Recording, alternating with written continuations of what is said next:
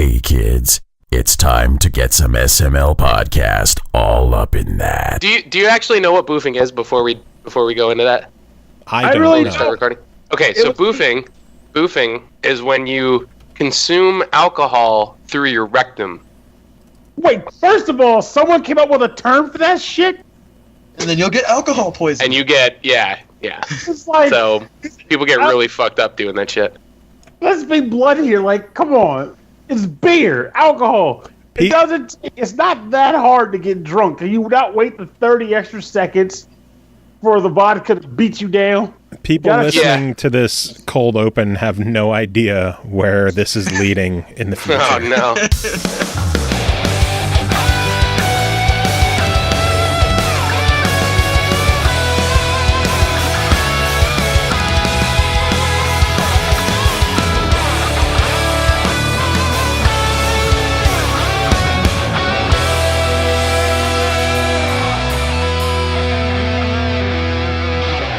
From what I understand, most people, if they do attempt to do this, and I'm not condoning this for anybody listening, but they'll like soak a tampon in. Yeah, I've heard of that. Yeah, and stuff, and then they just like. You know, this episode's supposed to be about E3, and this is what's happening. Here's how to get the most out of your E3 experience. Just take a tampon. Yeah, right? you boof some vodka, and. Well, they'll have to remember that for next year because it's over now. On that note, what's up, everyone? This is the SML podcast. I am your host, Joe. Joining me as usual, CJ. CJ, how you doing? I'm doing good. Doesn't matter because we have a lot of people joining us today. That's cool, Joe. We have a nice lineup of guests joining us today. First up, Pernell Vaughan is here. I know you said you're tired, so you might duck out later in the show, but I'm going to force you to come back for a review, so just be prepared. No, I mean, sure, why not? And then you'll probably boof or something. And then returning to the show, I am so happy he's here, Kris Huber. Welcome back to SML. Howdy. How goes it? How have you been? Busy. very, very busy, and that's not even changing. I wanted to try and like shoehorn some time in so that we can talk some E3 and hang out and. Yeah, I figure if there's a good show for you to come back and hang out with us, it is E3 because holy shit, this was a jam-packed E3. It was. They always are. There's a lot of stuff. So, what does E3 stand for exactly? Is it eat, ejaculate, exclaim? Yes. Exactly. Yes, that is. Yeah. Exactly that. I figured. I was waiting for somebody to tell me, but I had to figure it out for myself. It was an Electronic Entertainment Expo, I think. Something like that. That's a lot less complicated.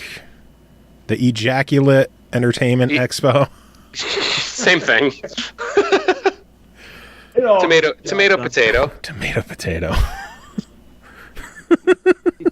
I've heard you say tomato, potato for years, and it still makes me giggle. Dude, you know what? My guitar player started telling me. I have another Huberism, I guess. Is BK broiling whenever it's like really, really hot outside. I don't like it's specifically when you enter a room for the first time, or if you like get in a car, like, man, it's BK broiling in here. Like it's. Sorry, call it what you will, but I thought that I don't even know what my deal is. But BK, what the hell are you saying?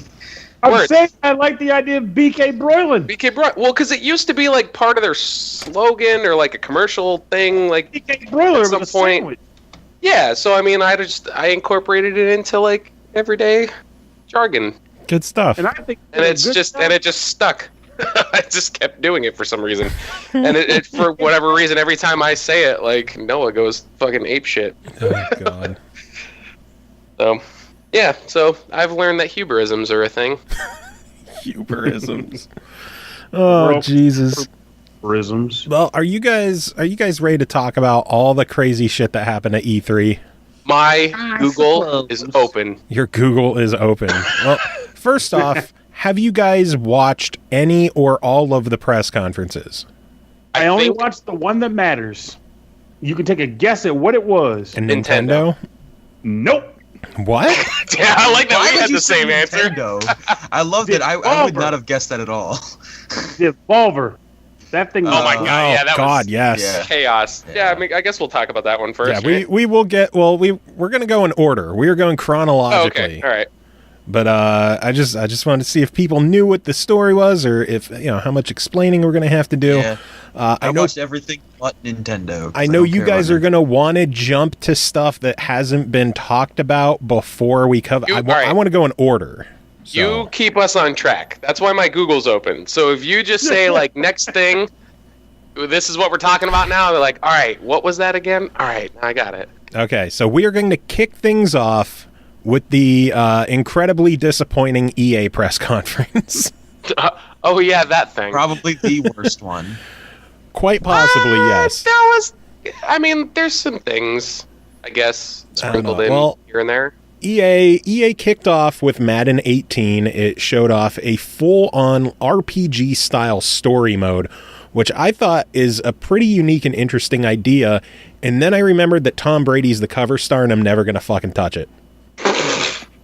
I guess they started like incorporating those types of story mode things into a lot of sports games now. I think it's a cool idea just as, I mean, think of like the old wrestling games. Like think of like No Mercy. I think the only reason why I played that as much as I did is because I had my own character going through a storyline doing his own shit, but it was incorporated into the real thing, so to speak. Yeah. It's no different with any kind of other sports. So I think that's a cool idea, just to give like games a little bit more depth and longevity. Yeah, I was gonna say, like, it's just sports games are always the same every year, so then it's cool that they're finally adding something that'll change it up. Yeah, but I mean, and there's other games that about it that bugs me because, like, no, when you really lay it down, there's but so much you can do with an RPG story to a sports game. It's like, crap, my daughter needs meds or she's going to die. She's got stricken with the cool Baka virus. What do? Throw that damn football. You got to make that money. Well, I mean, I'm assuming RPG more as in, like, you can put, like, points into different statistics that your character has. Like, possibly strength or whatever. It's tackling ability. Yeah. I don't watch a lot of football. All I know is chugga football. Any goodwill that they could have earned with, like, new features and new abilities and an in-depth story mode is gone, knowing that Tom Brady is on the cover. Why do you care so much? Because fuck that cheating piece of shit. How about that? I don't care about football, so I don't really care. Fuck Tom Brady. That happened. It's just like, whatever. Fuck the Patriots. But the Browns. I'm not worried about it because the Browns will never win anyway. He just wants to be your buddy. Anyway, moving on. The next thing they did was they had like a community reel from Battlefield 1 talking about why they loved the game, because we need that kind of stuff. Followed up by what? Yeah, but some cool YouTubers I like were in it. So. Oh well, I don't care about YouTubers. I don't mind. So. I'm not gonna lie. Somebody made a point about this when I was reading about the conference, and it made a lot of sense. They said for something like that, they would have probably been better off getting podcasters than YouTubers because when you're on a podcast, you're more expressive of personality through your dialogue and interactions, hopefully with other people on your show. Whereas when you're doing like a YouTube show, you're more likely just playing the game and then talking about the game you're playing. Like, well, now I'm shooting the guy. No, that's not at all. In fact, it would be the other way around, where if you're playing a game and you're a good YouTuber, you're gonna get into it and be like, "Holy shit, that just happened!" When you do something really cool, like. I don't know. I would never watch a YouTube channel that's like, and now I just shot that guy and he's dead. And I know I'm playing. Well, I'm going to reload my rifle and I am going to. Well, now it's ASMR. So now I'm just going to, anytime that I do a stream or anything like that, I'm just going to like golf commentate. Just get up on the microphone and mention that after the community reel, they talked about night maps will be coming to Battlefield 1 this summer. So you will be fighting at nighttime in Battlefield 1. This Exquisite.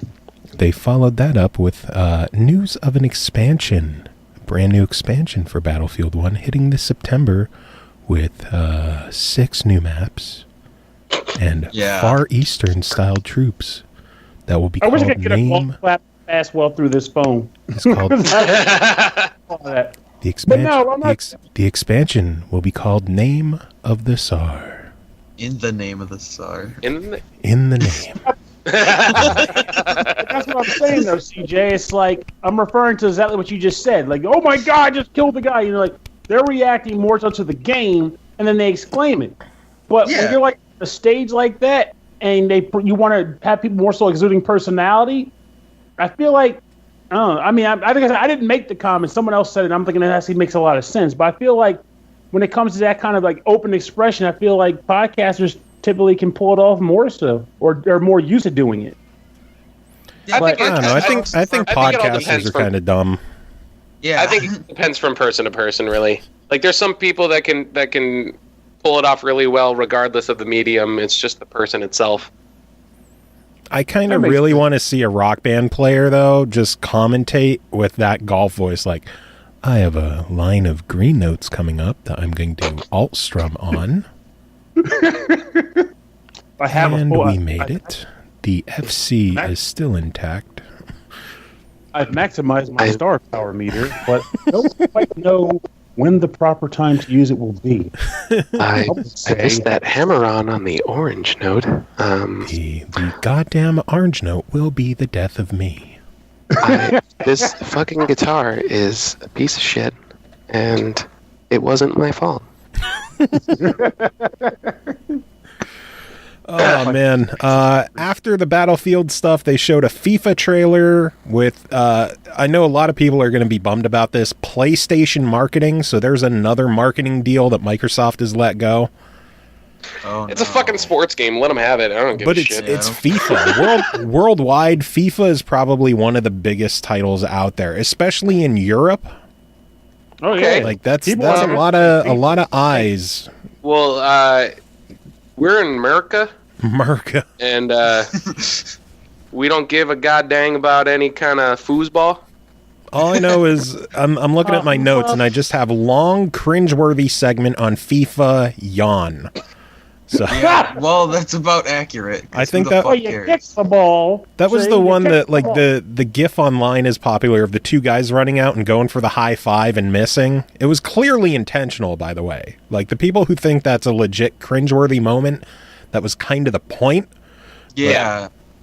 It was that segment and it was bad. It was. Yeah, no, it was bad. It was like, who are these guys and why are they here? Pretty much. Speaking of guys that we didn't know why they were there, CJ, you might know more about this. Some YouTuber guy showed no, up I and, for Need don't for know Speed? that and guy. started talking about Need for Speed. God, He's that like, was actually cringeworthy. That was If you want cringeworthy. to talk about cringeworthy moments. He's like, I'm a YouTube creator. I'm a YouTuber. And then the then he- teleprompter fucked up. He Oh, wow. totally fucked. And he just got stumbled. He stone faced. stared. And then like one of the devs of the game came on stage and it was awkward as fuck. Was he at Yeah, it least able was. to kind of save him, or did it just get worse? Oh, he started stumbling, and then he was like, sorry. And then It was, Yeah, it was pretty bad. It was a rough one. But then they went into some footage of the game. I will say, as It much looks like as, Burnout. thankfully, I wish it was Burnout because I know that the law enforcement shit is probably going to be like way overbearing, like it is in every Need for Yeah. Speed. It looks significantly better than the last Need for Speed, and there's no live action bullshit either. Thank God. actually, honestly, watching the trailer, my whole thought with it was like, how do they make Need for Speed look boring? To me, that trailer looks so slow. It's just like the speedometer is saying, like, yeah, it's like 80 to 100 miles per hour. It's like it feels like you're going 20. Like there's no That's how I motion felt blur in or the anything. That's how I felt the last Need for Speed was. Like there was no sense of speed at all in the last one. And I thought the new one at least felt faster. I think it was held back by how many slow-mo cutaways they had to do. Maybe, Well, you but gotta- it was just like It felt like the whole thing was just in slow-mo. Well, you got to admit, though, I mean, that makes the title make more sense, because if you can feel it before you boot the game up, by the time you're done playing, you're going to feel a need for speed. You're going to need it. You really, really need to find it. So, yeah, anybody else have anything to say on Need for Speed before we move on? Because I mean, the game itself, other than the like you mentioned, it did look a little bit slow. I think it looked nicer, and I like that it kind of reminded me of Burnout a little bit, mainly just because when's the next time we're going to see a Burnout game? So never, ever, ever. I hope though that the cutaways to every single car you crash isn't actually in the game, because that was what made Burnout though.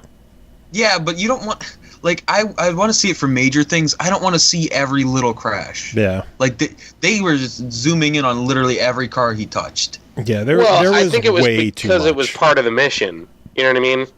I hope so. That would make sense, yeah, if it's part of what they're... That's what I'm saying, is I hope that it's not overbearing with that. Yeah, I can't imagine them implementing that if you're just, like, casually free roaming around the area, you know? No. Oh, man, that guy... It would take an hour. That guy sucks! Oh, my God! Almost crashed that parking meter. Minus. I personally really wish EA would give Need for Speed a rest. Give it a rest. Bring back Burnout. Let Criterion make the game that made them famous. You know, in a perfect world that would happen, but, you know, we're in an EA world. True. Yeah, Need for Speed has a huge name that gamers nowadays know, because Burnout, I mean, the last one was Paradise, and that was a while ago. I mean, it got phenomenal reviews, and there's still a lot of... There's a lot of... What the fuck? Pernell!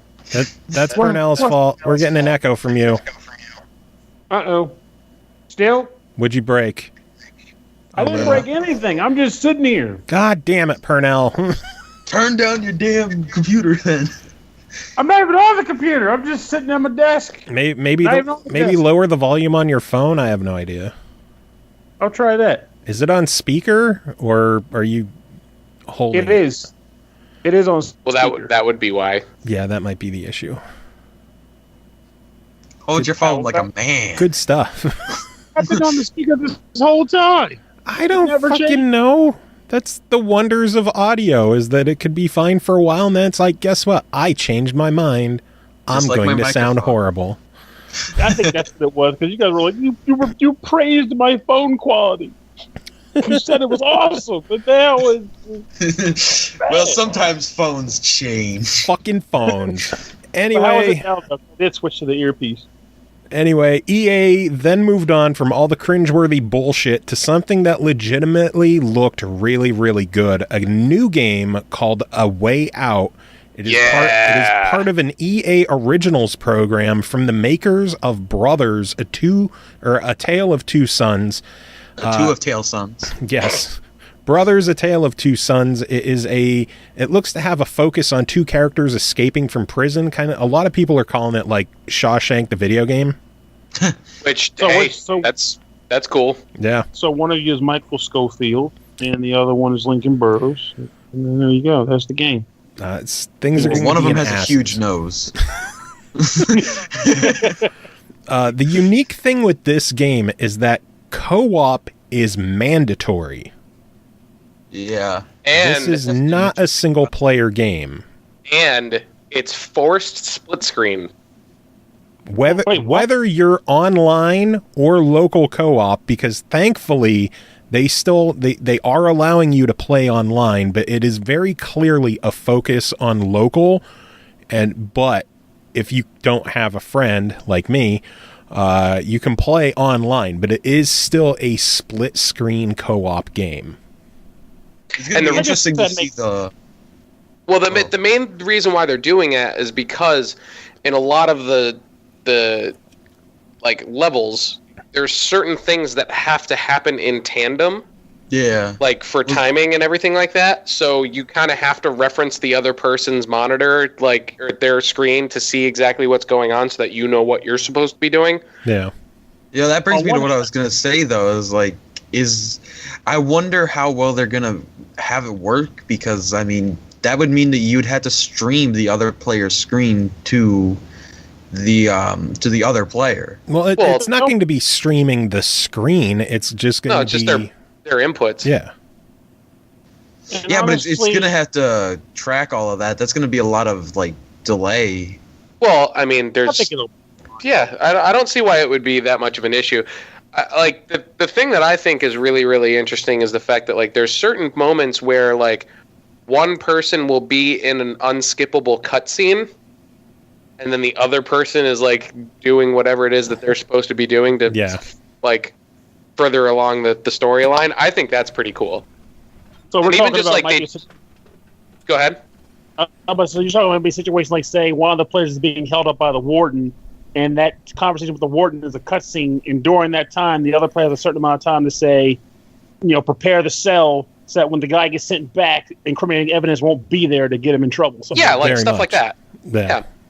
It I mean, looks really, really cool. Yeah, and then the other thing that I thought was really interesting about it too was like the way that they're doing the split screen. It's not just a right down the center. Like there's ones where it's like one person's screen will be much, much larger and like maybe it's split on the top, and then the other person's just like a tiny little one in the corner doing whatever it is. Might just be walking in a down a corridor or something. So where it's not that important. It so changes it's like the focus as needed. Yeah, they change the perspective like constantly. So I think it looks really, really cool. That was probably the one that got me the most excited at EA's conference. No, it's definitely the one that got me the most excited because, while I won't mention it, although it's very obvious, I do not give a shit about the game that was supposed to be the most popular there.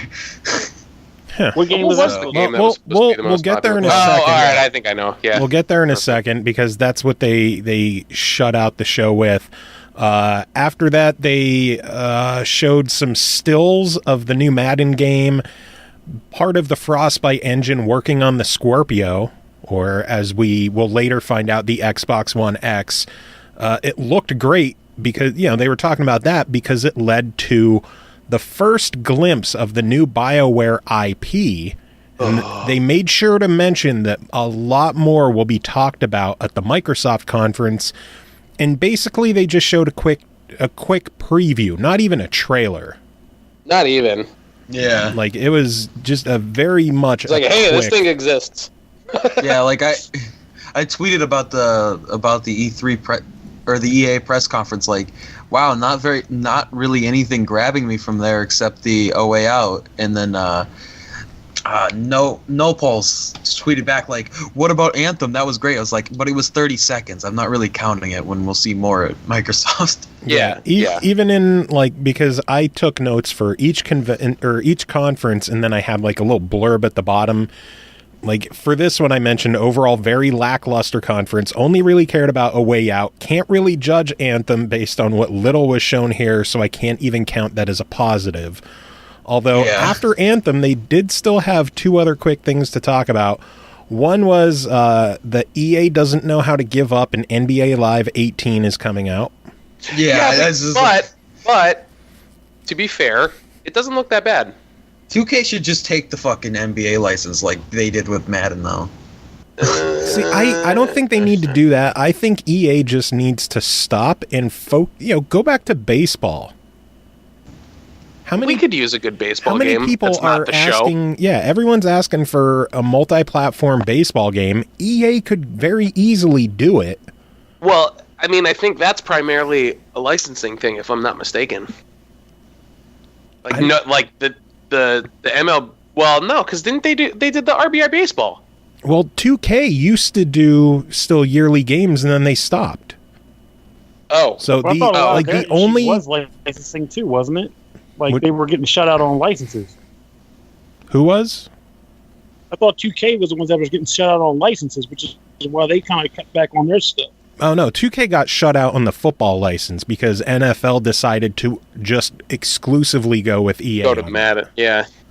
Oh, so that was only football. Yeah. Okay. Mm-hmm. That was the NFL's decision, not like EA or any of that stuff. Yeah, as far as I know, there was a time where 2K had an exclusive baseball license, but that expired, which is why there's no yearly 2K game coming out. And the only exception to that was it was a third-party exclusive license. That's why Sony could still put out the show. Oh, okay. Yeah.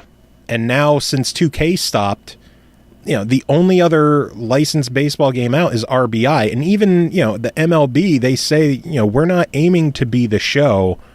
Right. We're a $20 arcade-style game.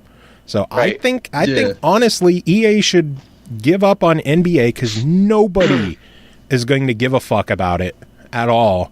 Like, they're putting out a free demo in August, and I really don't. Here's the thing. This may be against popular opinion. I'm kind of, sort of interested in it. Like, and it's mainly just because... Why? 2K is more... It's much better. Hold on. Okay. Whatever. So the main reason why is the way that they're trying to implement the whole, like, your character thing, so that your stats, like, when you're doing the street stuff, it will still count towards trying to progress your character. When you're doing the actual league stuff, it will still progress towards, developing your character. Yeah. When you do, from my understanding, and I could be wrong, but my understanding when it comes to the 2K versions of the basketball games is that they're completely separate entities. You know what I mean?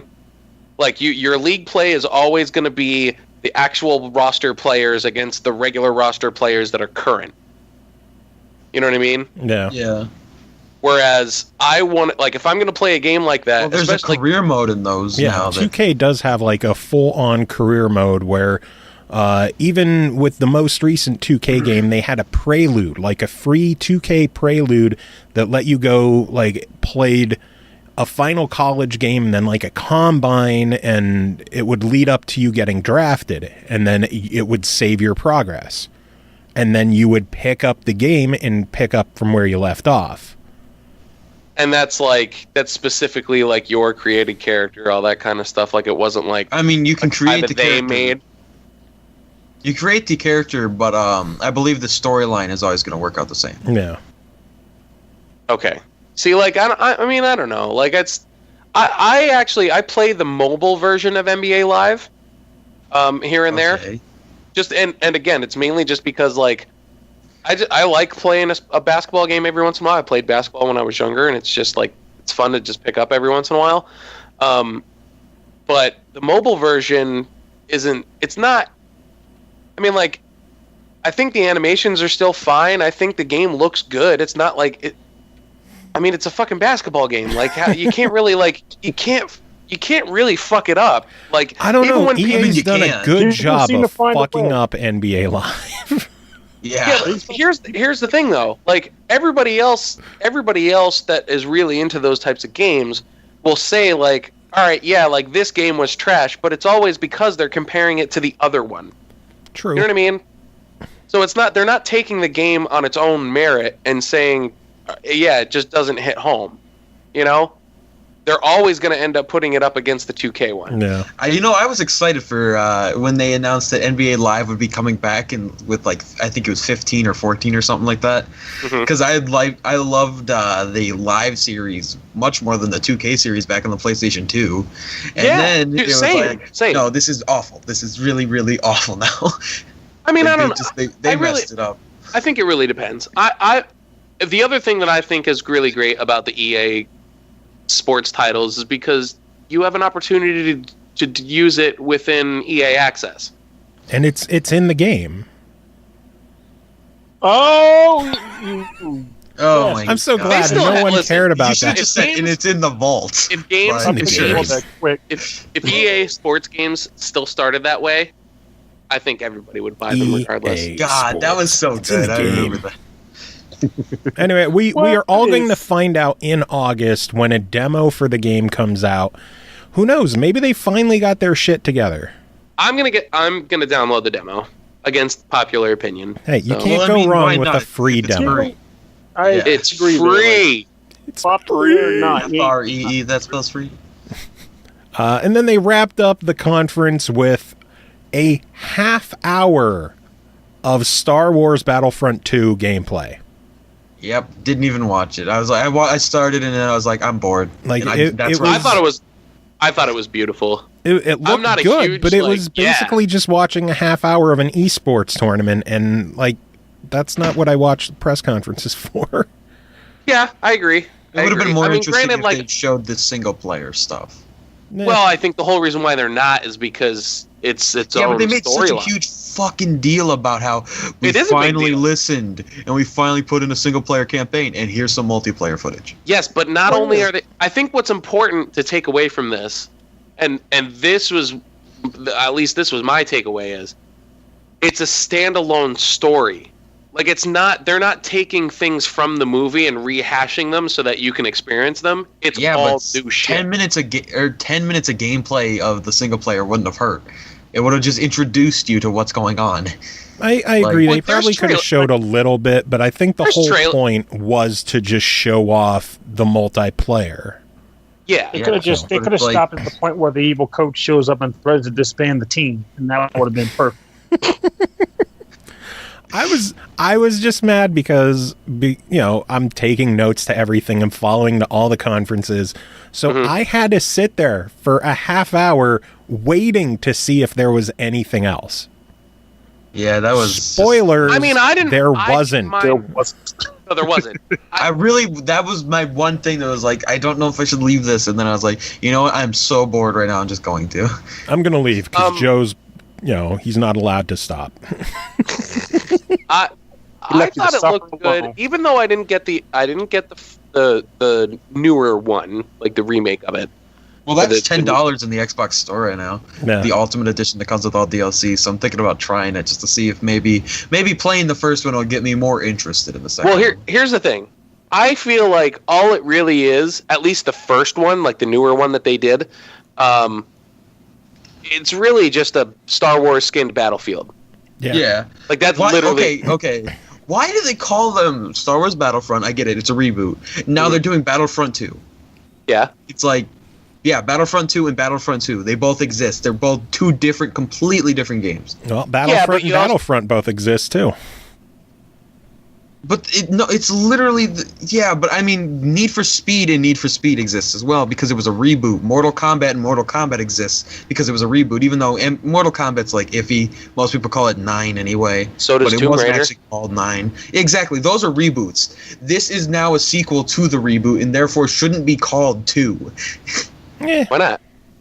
Because they're not rebooting 2. It's not like, and they're not remastering 2 either. It's just a new, completely different game. Well, it's but it's the second one of the reboot. The branding has already been established. They didn't do that with any of the other reboots. Like Tomb Raider wasn't then Tomb Raider 2. It was Rise of the Tomb Raider. Well, because that was Square Enix. Because they're these smart. Guys doing their thing, and if it's working, why do they care? They're not worried about. Would you prefer like Battlefront 2K18? Would that be better? Battle Frontier. Well, that would make so much sense considering 18. it's EA. No, dude, it's just brand recognition. That's all it is. I don't really dig too deep into those types of shit, honestly. I don't know. If it's gonna have a new storyline, it should have been called Battlefront 3. No. Well, anyway, that was the whole EA conference. Like I said, very lackluster. Yeah, very. I was really disappointed with them because I was hoping they'd do something good. The only real high point I thought was A Way Out. Yeah, I thought that looked gorgeous. That looked great, but I'm excited for that. Next conference that came up, this was the exciting one for me, was the Xbox conference. Which is going to probably be the longest part of the show now. Probably. So it kicked off with a video showing the Scorpio console for the first time, like the full console. Phil Spencer walked out and officially named it the Xbox One S with a November 7th worldwide release. Did you say S? It's the Xbox. I thought it was Xbox One X. Show. Yeah, you said S. Did I say S? You did. You said S. Totally. Or did it just sound like that? This is exactly why I said on the last episode before we made the predictions, I said, don't name it X. And they did it. He went over all the stats and the specs that we've heard a million times. I thought it was interesting that it has, or he mentioned that it's not only the most powerful Xbox One, but is also the smallest, and that it is actually smaller than the S. And it's Yeah, liquid cooled. I was just about Well, to that's say, exactly I was why. worried. What? I was worried about heating issues because it's such a more powerful system. It's like, if this is going to be smaller than the S, like, I don't want it overheating. That's my issue with the PlayStation, is the fucking heating with it. And they're like, oh, it has a liquid cooling vapor chamber. Please tell me more about this, because this is new to me. Yeah, What? it's liquid cooled. It's to keep down on thermals, because it's also like it's taking up less space but cooling more. It's just more of an investment. That's why like everybody's. Well, we haven't gotten to the price yet. Which Would you like was to say the revealed. It was revealed later in the show, but I guess we'll jump out of order for this one. It was confirmed near the end of the show that when it releases, it will be $4.99. Now here's the thing. Amazing. Everybody, that's the same reaction that everybody has. But No, when no, you no. look I said, at it on that's paper, amazing. I didn't Okay, say, all right. that was a lot. There's a lot I'm happy about this. I was. there's a expecting- lot of people that are pissed about that price tag, and I think it's I was stupid. really thinking $7.99. Well, you got to like, remember, very for early. people, tech. Well, you got to think about it in a sense, though. From the tech perspective, that price makes a lot of sense because there's a lot going on with that console. But there's and a if you were to ton compare going on it with to that the thing. PC market, Well, it would apparently, cost way like, more. From But- another news article, it was they interviewed, I believe, what was Phil Spencer saying that asking him that about the pricing of it, and he had stated that they were actually taking a loss on the They system, gotta be. Yeah. They but fucking they're gotta hoping be. that the No- games no doubt. sell well enough that it works out. Well, it's no doubt they're taking a loss. That's what I'm saying. There's two ends of the spectrum when people talk about console prices. Typically, this goes for any console. So you have the tech heads who follow the technology and go, "Wow, they're putting a lot into this system, liquid coolant." It's like, okay, $500. I'm getting bang for my buck. I can dig that. And then you have the people who don't do tech. All they do is, I want to play that cool game. What's that game look like? Does it play the games I want? And all they're thinking about is pre-established price points that are typically remain rather stagnant, more or less, over the last couple generations. Mhm. So they're expecting $300 typically. And even that, some people's like, "Oh, I'll wait till it gets a price drop to $250 or some crap." Yeah. But for $300, so when they hear $500, you can tell them it's shitting solid gold on their carpet, and they're still going to tell you that's too much money. I'm not paying it. No, But I yeah, think for the for the price, like, they're coming out swinging, dude. Like, they're holy shit. Like, I cannot believe the tech that's going into this thing, and then they're putting it out for that. Like, Yeah, and exactly. here's the main thing for me, because I was actually talking to some of my friends about it, like when it had gotten announced. Even if you don't have, like, there's a lot of people like, "Oh, well, I don't have a 4K TV. I don't know when I'm gonna get 4K. Like, this doesn't make any like that much sense to me." It's still getting rendered in 4K, and then it'll just get downscaled to 1080p. Yeah. So you're still gonna get that level of detail.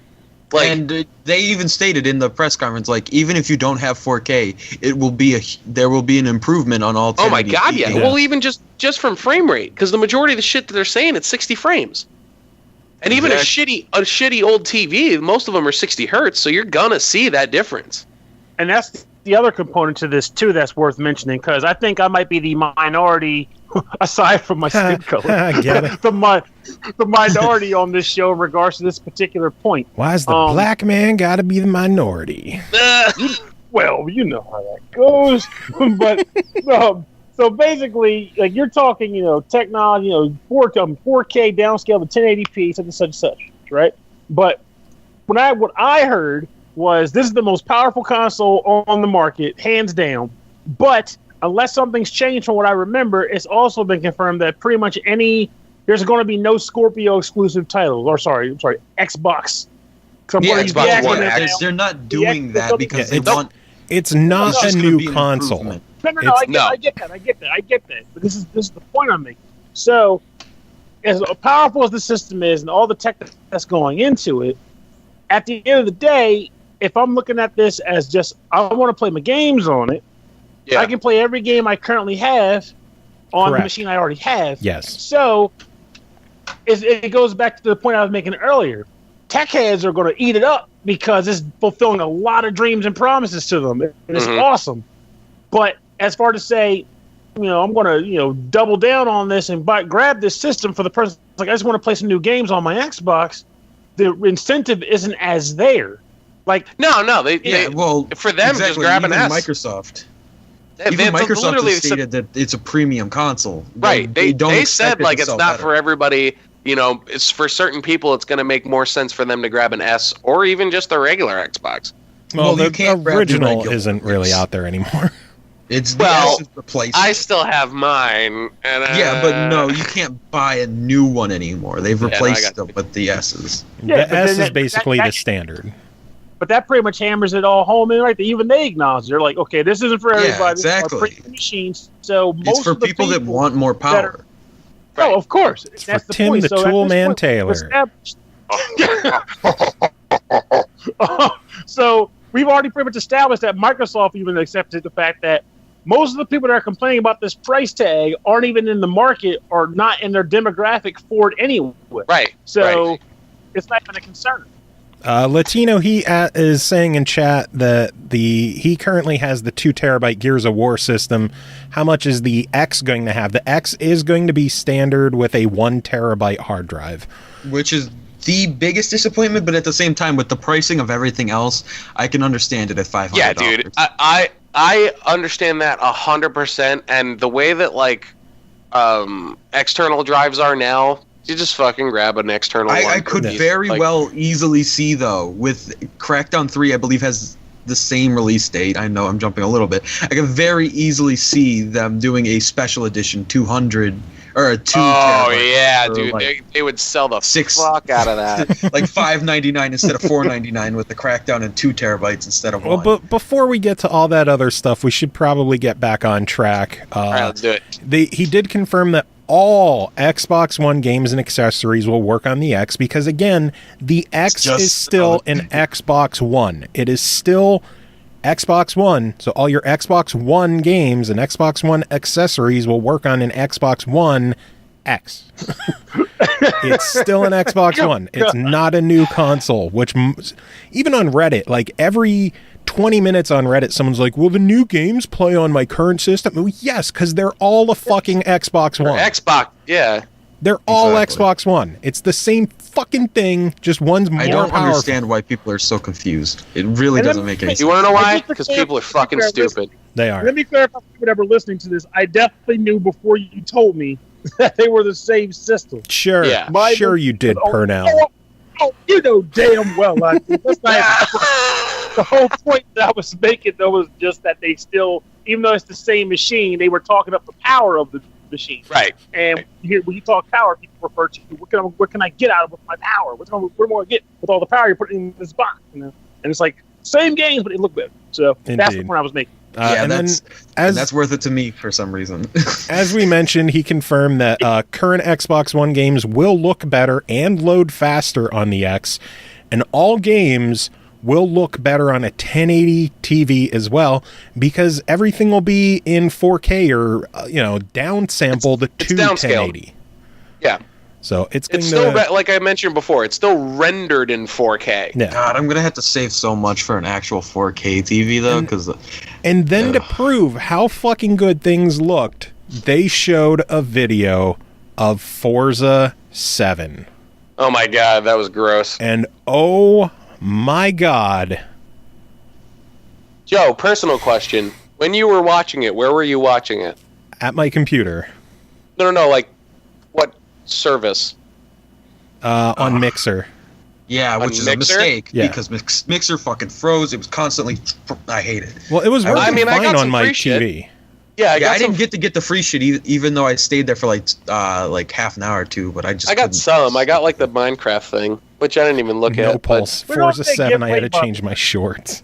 All I heard about it was they gave away. I heard they gave Rare Replay away. Yeah, they also gave a couple of tiny build games away. Yeah, no time to explain. I got that too. And then some DLC. I wanted the final station in that one. I have Rare Replay digitally already. Well, now they said it could take up to a week to get your stuff, so be patient. Yeah, you'll probably get some of it. But now here's the thing. I had mine up in Mixer in a different window and muted because I was actually watching it on YouTube because the YouTube gaming stream was streaming in 4K. And I watched that Forza trailer in 4K, and it was gross. Like, it was awesome. Yeah, it's so weird when you say gross to mean something like good. you Like threw, it was hurts. that bad? Did you throw up everywhere? No, Yeah, I threw up with joy. Why do people Yeah. say that? It's like saying something's nasty. Like that would mean that it's actually nasty, not that it's Oh, good. that's Context clues. I read with Context clues. It's still the opposite of what it's supposed to be. It's slang. But Microsoft confirmed that the game will be in 4K, native 4K resolution, running at 60 frames per second. And again, it just looks ridiculous. Yeah. It looks really good. I saw someone put up a split screen of Forza 6 on the Nürburgring track or whatever the hell it is. Nerdburgring or whatever. The Numa Numa track in the rain. Split screen with Forza 7, same track in the rain. And just all the added weather effects in the game are mind-blowing. The fog effects, the added rain effects. Like, See, that's the perfect game that's like, I wasn't really planning on getting it, but after seeing all the options available, and I won't say what they are, I think that this might be the game I have to buy with the system just to see how well this will work. Forza games are notorious to be like, all right, how good can things really look? yeah. Like, it was always like a benchmark for Xbox consoles. Yeah, in my 'cause opinion. while I love Forza, I do have enough Forza content left in the other games I have that I never dude, I need to still buy gotta another finish. one again. I gotta finish a lot of Horizon stuff. Yeah, but Yeah, Forza same. 7 looks to be visually one of the most insane looking games on the planet. People can even play it on their regular Xbox before the X releases because it is releasing October 3rd. It is a Play Anywhere title, and the cover car is a 2018 Porsche 911 GT2 RS, which is not only the first time that Porsche is like the cover vehicle for Forza, it kicks off a 6-year partnership. So it's no more waiting like 4 months after the game is out and then you have to pay $15 for a Forza pack or for a Porsche pack. Not to mention the fact that that was the world premiere of the car. Yeah, Well, I first think he was time. getting to that. First time it was ever shown anywhere Ever. that was Period. not at the factory. Yeah. That's pretty interesting. Like that was a really cool moment to me. Like some people might not care because they're not into cars, and I'm not really Yeah. that huge of a car guy. No. Yeah, but that's I big. loved the That was idea. really big. It Yeah. honestly makes me think about it from a business perspective more so than anything. Like how well did that work out for them as far as the cross marketing is concerned? Yeah, that's Well, a so now big here's deal the- for Microsoft. They mentioned in the in their production that like Forza has now become like a motor trend, like car manufacturers and stuff like that look to Forza for inspiration as to what they want to do with their cars now. Yeah. Like that's how big Forza has become. Forza is probably right now. It is the biggest racing game. Remember how Gran Turismo 2 was like the height back in the PlayStation 1 days? I do remember how insane that was. That's where That's what Forza is today. now. Yep. Because Gran Turismo, they took way too long for games to come out, and when they did, they were either partial games or half-assed or just not good. Anyway, after the Forza stuff, they moved on to a world premiere of Metro Exodus. So a brand new I was Metro really not game. expecting that, especially at the Microsoft press conference. Yeah. Like that's a pretty cool game to get a marketing deal with. It looked awesome, but I felt the gameplay trailer was just way too scripted. Well, Yeah. I mean, it's an E3 Yeah. event. Yeah. So, I mean, are you really that? Who knows how much of that was actually gameplay versus just a rendered of Yeah, versus Right. Cuts. I'm pretty sure everything was in engine, but that doesn't mean it was gameplay. Being Right. in the game Yeah. engine and being actual gameplay, two completely different things. And I still have to play through the other two, so I won't be picking that up immediately. Maybe when is how the EA press conference said, abort! We got to pre-render. Send the YouTubers home. We got to take care of this old mess. Metro was just giving a vague 2018 release date, so I'm gonna guess holiday, probably holiday 2018. I don't see that coming out in early. I know Microsoft has been very good at not wanting to highlight stuff that's too far away. Yeah, because look at what happened to Scalebound. So yes, but I think this is an overarching thing for the rest of what we do cover and this is the first E3 that's to the public. So I think a lot of the companies with their presentations were mindful of that and tried not to go too overboard. They didn't pull Sony from last year and the year before and the year before, where it's like, hey, here's a game you're not going to play for 6 years. Exactly. Which I think when we get there, I'll give them some more props, but I do want to recognize the fact that Sony did not do that shit this year. Right, and I think that really has to do with the fact that it was public. 100%. 100%. That's the thing I kind of wonder, though, like, given the fact that E3 news is up on the internet to the public almost immediately after, pretty much simultaneously, now I think about it. Well, right. Even though people being physically there, like, I don't think it would have made that much of a difference in how they react. I think it did. Mainly just because, like, they finally just realized, like you said, like, they're going to get the information regardless. So why not just embrace it and then also kind of control, like, the expectations, so to speak. You know what I mean? Immediately. Like, they do the press conferences, and those are always open, not open to the public physically, but you can still view them. And people have always complained. I think it's more so along the lines of people have complained long enough that the developers and publishers are starting to listen to that. Right, but again, those people weren't in their faces at the conference. You know what I'm saying? Like, those it was always just the industry people that were at the shows. So they could still technically get away with pulling that shit because none of them would ever jeopardize their standing within the business at doing that stuff at a show like that. But some schmuck that just bought a ticket that could easily just yell out like "fuck you," like they're like, you know what I'm saying? Like, it's like, I think they had more of a responsibility to kind of keep everything in check, like everybody did, in my opinion. At least that was the vibe that I got overall from this year's E3. Maybe I'm the only person that felt that way. I do appreciate that it seemed a lot more people were focused on what's happening now in the next year and a half, as opposed to 3 years down the line. Mm-hmm. But Kingdom Hearts 4. No shit. After Metro, they went into Assassin's Creed Origins. They showed a video of that as well as an on-stage, like, live gameplay. It was shown that it was alpha gameplay footage. My whole concern the whole time they were showing it was, please look close to this when it releases, because it's Ubisoft. And they but it's also more powerful now. And even still, there's like a lot of shit like going UI on. Stuff.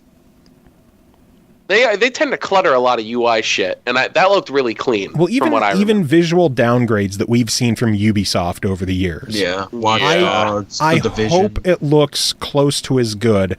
I know you're saying that the Xbox One X is going to be more powerful, but apparently they are going to keep it visually on parity with the PS4 Pro. Well, I was just about to say, but the PS4 Pro is also much more powerful than the games in the past, like The Division and Watch Dogs were two huge ones that did that, and both of those released before either of those systems were out. But I know a lot of people are griping about, oh, well, the Scorpio has so much more power. Why are they making it look the same as the Pro? A lot of companies did that with, at least Ubisoft, they did that with the PS4 and the Xbox One, where they would try to keep them visually on the same level so that it's not like, oh, well, you're favoring them. So now they're just doing it, but the roles are reversed. So as long as the game looks good and plays good, I don't give a fuck. Yeah, and the PS4 Pro is still pretty powerful and will be able to run the game pretty well. I think it'll be fine. The one thing that made me a little bit more, and granted, I think I'm pretty much personally done with Ubisoft for a while because I've just gotten burnt from them so many times.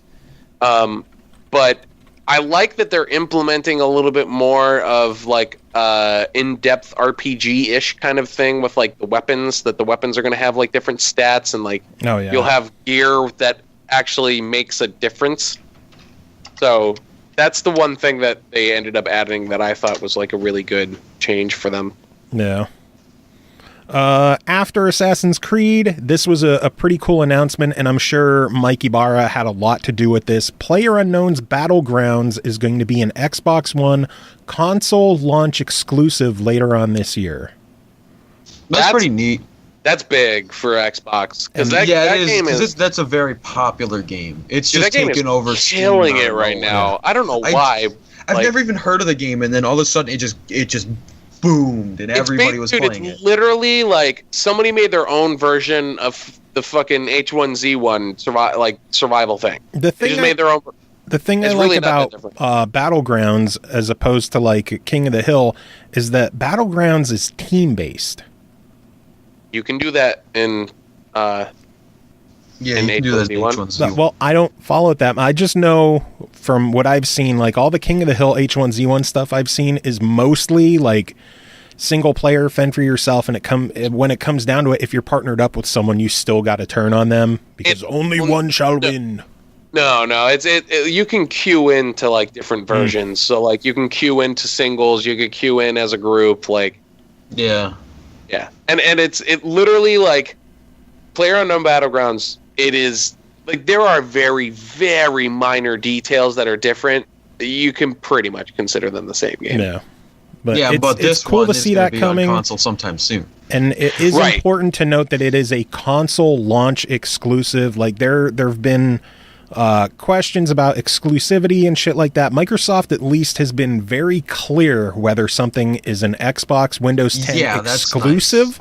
Or a console launch exclusive. They are not. Yes. They're not trying to be deceptive. They're like, this is a console launch exclusive, which means it's going to launch on Xbox One first.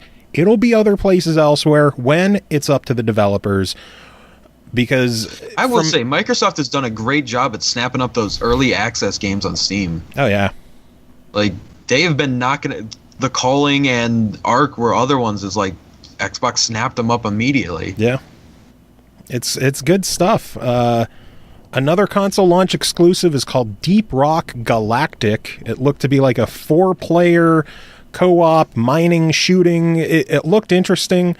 And it looked neat. Something that they mentioned, Mixer integration. Yeah. So I'm going to be very curious to see what games embrace Mixer because Microsoft is going to push that. Mixer has that whole like the interactivity where you can, for the most part, it's just like, hey, play a sound effect that happens while someone's streaming. But if you could use that interactivity stuff to actually affect the game the way Twitch does it with like voting and stuff like that, but this is actually more involved instead of just typing something, who knows? Maybe. I think it has potential. I think the integration. Yeah, I think the integration into the games is like one of the things that makes I was going to say Beam.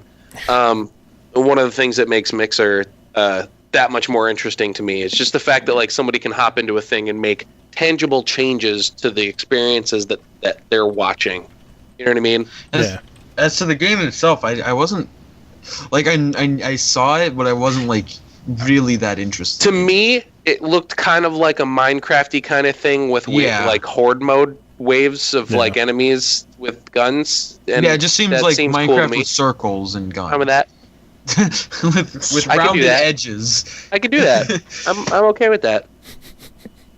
Well, I'll definitely be following this game particularly more so because of that Mixer integration because that speaks to me. I just think that's wanting something different in games. Yeah, I mean it's cool, but Mixer it's so painfully broken all the time. The beautiful thing about broken things is they can be fixed. Very true. Yeah, but it's been months and it's still same broken mess. They went through a rebranding. It has gone to such a wider audience that it's gonna, they're gonna have to work through shit.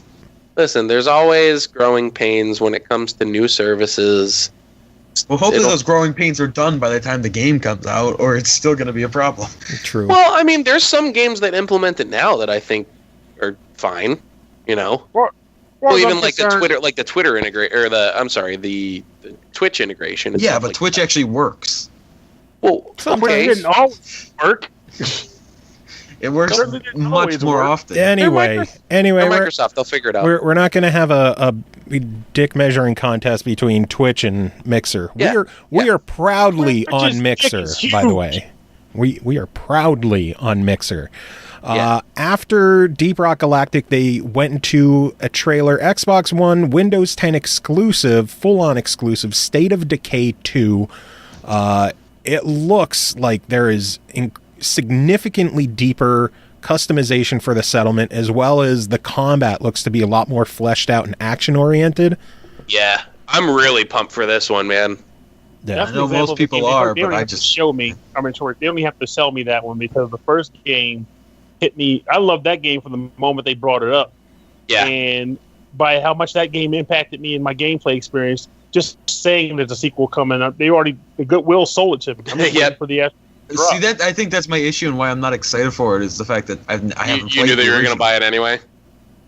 Well, I haven't played the original, so I don't really have excitement for it. You probably should. It's really good. I'll just wait until, I'll probably pick up the first one because it's probably pretty cheap to pick it up at this point. It just went on sale recently for like $10 too. Yeah. I should have grabbed it then, but I don't exactly have the most amount of money when I'm trying to save up for a brand new console. Yeah, I'm trying to get a Switch, so I feel you. But yeah, it's just I think I'll wait until that game goes on sale. I don't need State of Decay 2 right away. Time to make a note of this. If CJ comes on the show next week talking about how he bought Rock Band 2 to put on the shelf, I'm going to reference it was 50 cents. $10. I'm going to 50 cents. Give you hell for it. It's like, dude, put State of Decay on your shelf, damn it. But yeah, State of Decay eventually. 2 is going to be a spring 2018 release. Play anywhere, so you get it on Xbox and Windows 10. 4-player online, which should be exciting to partner up with people. The trailer looked awesome. The footage of the big giant dude ripping the person apart. Holy fuck! That was neat, dude. And the fact that the guy that's doing the monologue is the main guy that they're following around for the thing, and then he gets shredded, and then all of a sudden it's a chick. Yeah, that was pretty neat. I was just like, that's awesome. I mean, I think that the game looks great, but I won't play it until after I've played the first. Even though I hardly doubt there's any actual storyline stuff. You technically don't.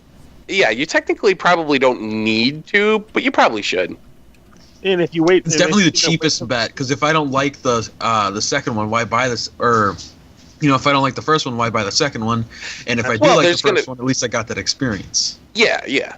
Or at least even just watching someone play the first one, I've done that, but that doesn't always give you the idea of what the game will actually play like. There's been plenty of games that I've enjoyed watching people that when I've played it myself, it wasn't fun at all. I will say this game, I think it would convey it pretty well, because if I'm watching a guy play the game, if I see him going through menus, for example, to set up his settlement and figure out who's going to go with him on a run or what things of that nature, you can kind of see how much scrutinizing he has to go through to accomplish his goals. So you can kind of get that. Yeah, but I don't know how the actions how it controls and everything. Controls are that's to me personally. Yeah, I got you. I mean, just having at least a frame of reference, that's always good. What else was there, Joe? Anyway, what, CJ? I was going to say, in any way, even besides that, watching somebody play a game, if they're an entertaining person, that always sways your idea of what the game's going to be like because you enjoyed watching it. Yeah. Anyway, speaking of watching people play stuff, the next game that they went into, a console launch exclusive called The Darwin Project. No Pulse was mentioning this looked like a lot similar to Project Knoxville. Remember when we tested that game way back when, before Press Play got shut down? I don't know anything of what you're talking about right now. I thought you were there for that, Chris. I know I wasn't. I remember you talking about it. This was a Joe exclusive. It was when we beta... I could have sworn you were there, because it was when we were beta testing that super basic prototype of a Hunger Games I style. remember you guys talking about it on the show. It was my god! All right, yeah, I think I do remember. Yeah, it looks similar in style. No Pulse was actually wondering if it might be from them, but these guys are a Canadian group, so I don't know if like some of the members from Press Play are working with them on this, or if it was just coincidence. This one will have Mixer integration. I thought it was cool in the trailer. They were showing like someone was doing commentary, and I thought person was pretty peeking neat. in, and then someone on Mixer like told them, "Hey, someone's behind you." That's fucking sweet. Yeah, and that's awesome, actually. I think it's really cool because with the whole very minor delay on Mixer, you could really affect the game. Oh, fuck I think yeah. that would be super fucking annoying, though, if like people can work together with the streamer versus everybody else that possibly isn't streaming or doesn't have as many viewers. Sure, but that would be unfair to them. Behind you. Oh, you piece of shit. I think that's the incentive. Like, so there was a panel at E3 that was specifically about what is the thing that the difference is that makes a game that is good and compelling and fun to play. What's the difference between that and a game that is fun for a content creator to play? You know what I'm saying? Like, what is going to be fun for someone to watch? And I think making it available so that the person that is watching someone play that game have that kind of like power, I think that's way, way cooler. I think that's awesome. Yeah, I mean, it is cooler, but that's not getting them sales either. Yeah. Well, I think it will. I think it's very. Yeah, I think it's a good strategy. I think that these games are cool, but I think that it is not a great game for that style. If you can make it find a way to make it fair, then I suppose it'd be okay. But I really don't see how this is going to be fair. I don't know. I guess we'll see. Maybe it won't be something where someone could alert you, hey, someone is directly behind you. Maybe it's like it allows you to just give an alert that someone's nearby. That would be a much better idea, because then they still got to look around. It is still off in the distance, so we'll know more when we get there. Minecraft was the next thing up. Probably some of the biggest news, I think, of the entire E3 is that Minecraft is going crossplay between mobile, VR, PC, Xbox One, Nintendo Switch. That is absolute insanity. That is really nice. I'm really hoping that means we might possibly see some Nintendo stuff eventually arrive to Xbox. I don't think we'll see that content arrive, but it's possible you could play in a Nintendo-themed world while you're playing on your Xbox. I think it'd be cool. Or at the very least, maybe not Nintendo games, but possibly like that Mario mashup skin pack. Yeah, I don't know. We'll see. That would be. I thought it was really awesome. Like the whole video talking about crossplay showed like a tablet in the Minecraft world, an Xbox One in the Minecraft, like built in Minecraft, and then it showed a Nintendo Switch. Like that kind of made my mind shatter a little bit, seeing one company just so blatantly acknowledge and embrace another company's console, especially in an E3 viewing.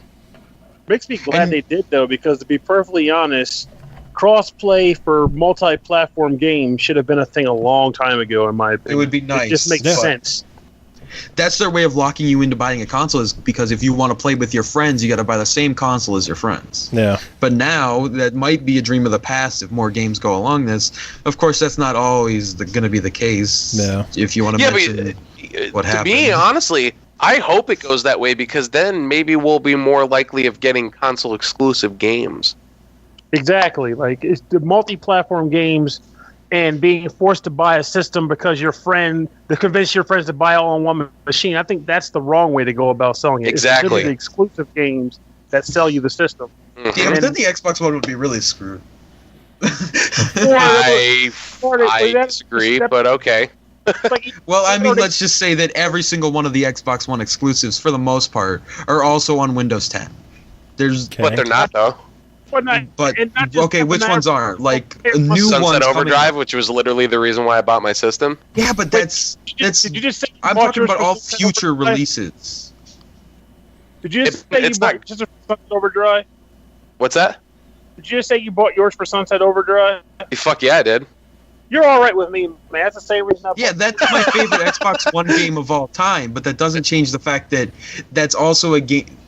That doesn't change the future. The future is that all of these games will now be on. That's the thing. I hope it goes that way because then maybe we'll get more games like Sunset Overdrive. Yeah, it will give them and more. I don't see it happening with how much Microsoft's pushing Windows 10. Yeah, honestly, if Sunset Overdrive came out this year, it would be on Windows 10 as well. Yeah, guaranteed. Yeah, it's just the fact that they weren't pushing that because it wasn't. I don't even know if it was available yet.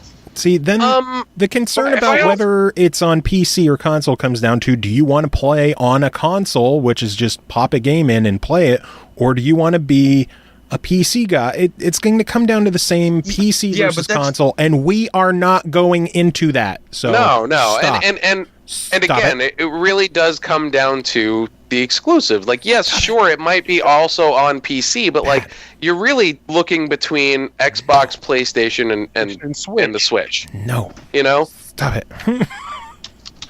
That's a bad attitude. The one company noticeably left out of that is PlayStation, and PlayStation has actively refused to have Minecraft crossplay. 100% they have refused. They were questioned about it. This is kind of going out of chronological order, but they were questioned about it, and first off, the guy tried to say it's for the children. He tried to pull we're trying to monitor what happens in the games, and we take the security of our players very motherfucker. Nintendo is letting people cross. Yeah. Once Nintendo's on board, that excuse kind of goes out the window. You don't get the for the children excuse when Nintendo is doing it. So fuck you, Sony. And then I think the second thing he was like, well, I guess the honest thing is it's something our shareholders need to discuss. It's a money thing. You don't want to... I don't know. It's bullshit. It's always a money thing. Fuck them. I was saying that Nintendo and PCs and Xbox are all playing together, and Sony's at home talking with his stuffed animals, saying how popular he is. Yep. Let him. Sony is Eric Cartman. And next year they'll be coming crying around like, "Can we play now? I want to play." And I can guarantee that if they do that, Xbox will be like, "Yeah, let's play together." Yeah, now stop being twats. No, stop being assholes. Oh, man. In a perfect world. We'll see. They also mentioned Minecraft is getting a super duper graphics pack this fall, which is going to be like 4K, significantly improved textures. Here's the big... I actually want to talk about this a little bit because I really enjoy Minecraft and have been playing it a lot again recently. So this is a big... Like, I was actually losing my shit when they announced this stuff because I recently just got onto the PC version implementing the third-party shaders and stuff to give it that graphical fidelity, and that was what made me fall in love with the game again because it looked the way that I felt it should look closer to. You know what I mean? Like, you're going out and having these grand adventures, like, you want it to look like it's epic. You know what I mean? Yeah, but Minecraft is never... Like, that was kind of the point, is that it didn't look real because, let's face it, all the games that look realistic aren't as fun because of the fact that they're just so much harder to play. Yeah, but again, I think I think it was more so a limitation when it was first created because it was a one-guy studio. I'm with him on that. Like, it wasn't necessarily like, we're going to make it this way because we feel that that's going to convey the feeling of the game better. I think it was mainly just like, we can only produce this, so this is what you get. And then eventually... Yeah, but I mean, I don't mind them adding better textures and adding a new texture pack. Like, I'll probably jump on it because I love Minecraft. 100%. People make fun of it, but it is a really fun game, actually. It's a phenomenal game. It's a great game. And the reason why I'm so excited about it, though, is it takes away the need... And they're still bringing in, I think, like third-party stuff for the game now, like kind of like quote-unquote sort of mod support-ish type of shit. As far as the servers and stuff are concerned, with like the mini games and all that kind of crazy nonsense. But when it comes to the graphical fidelity, like I'm not going to have to go out of my way and find different programs to install on top of Minecraft. It's just going to be part of Minecraft. You know what I'm saying? Like, I'm not going to have to tweak it and mod it myself. It's just going to look... It's going to have the stuff in-game already. Because every time Minecraft gets updated, I have to update all of my shaders and my third-party stuff. You know what I'm saying? Basically you're saying it feels more complete out of the box, quote unquote. Right. There's going to be, and there's some people that haven't even seen Minecraft with shaders and making it look that good. Like, that's going to be a selling point for some people for the game. Because now they're going to go, wow, this game doesn't look like shit anymore. Maybe I'll give it a shot. That's true. You know what I mean? So I just want to take a second to acknowledge the fact that CJ said LOL in the chat room, so I gave him a timeout. Oh, jeez. I can untime myself out, but I'm not gonna. Because I don't really care. You have no power here. I like how even when I talk to Chris on Facebook and he'll just out of habit go LOL, he's like, shit, I mean, haha, I'm sorry. Yeah, I do. I catch myself. I hate LOL so much.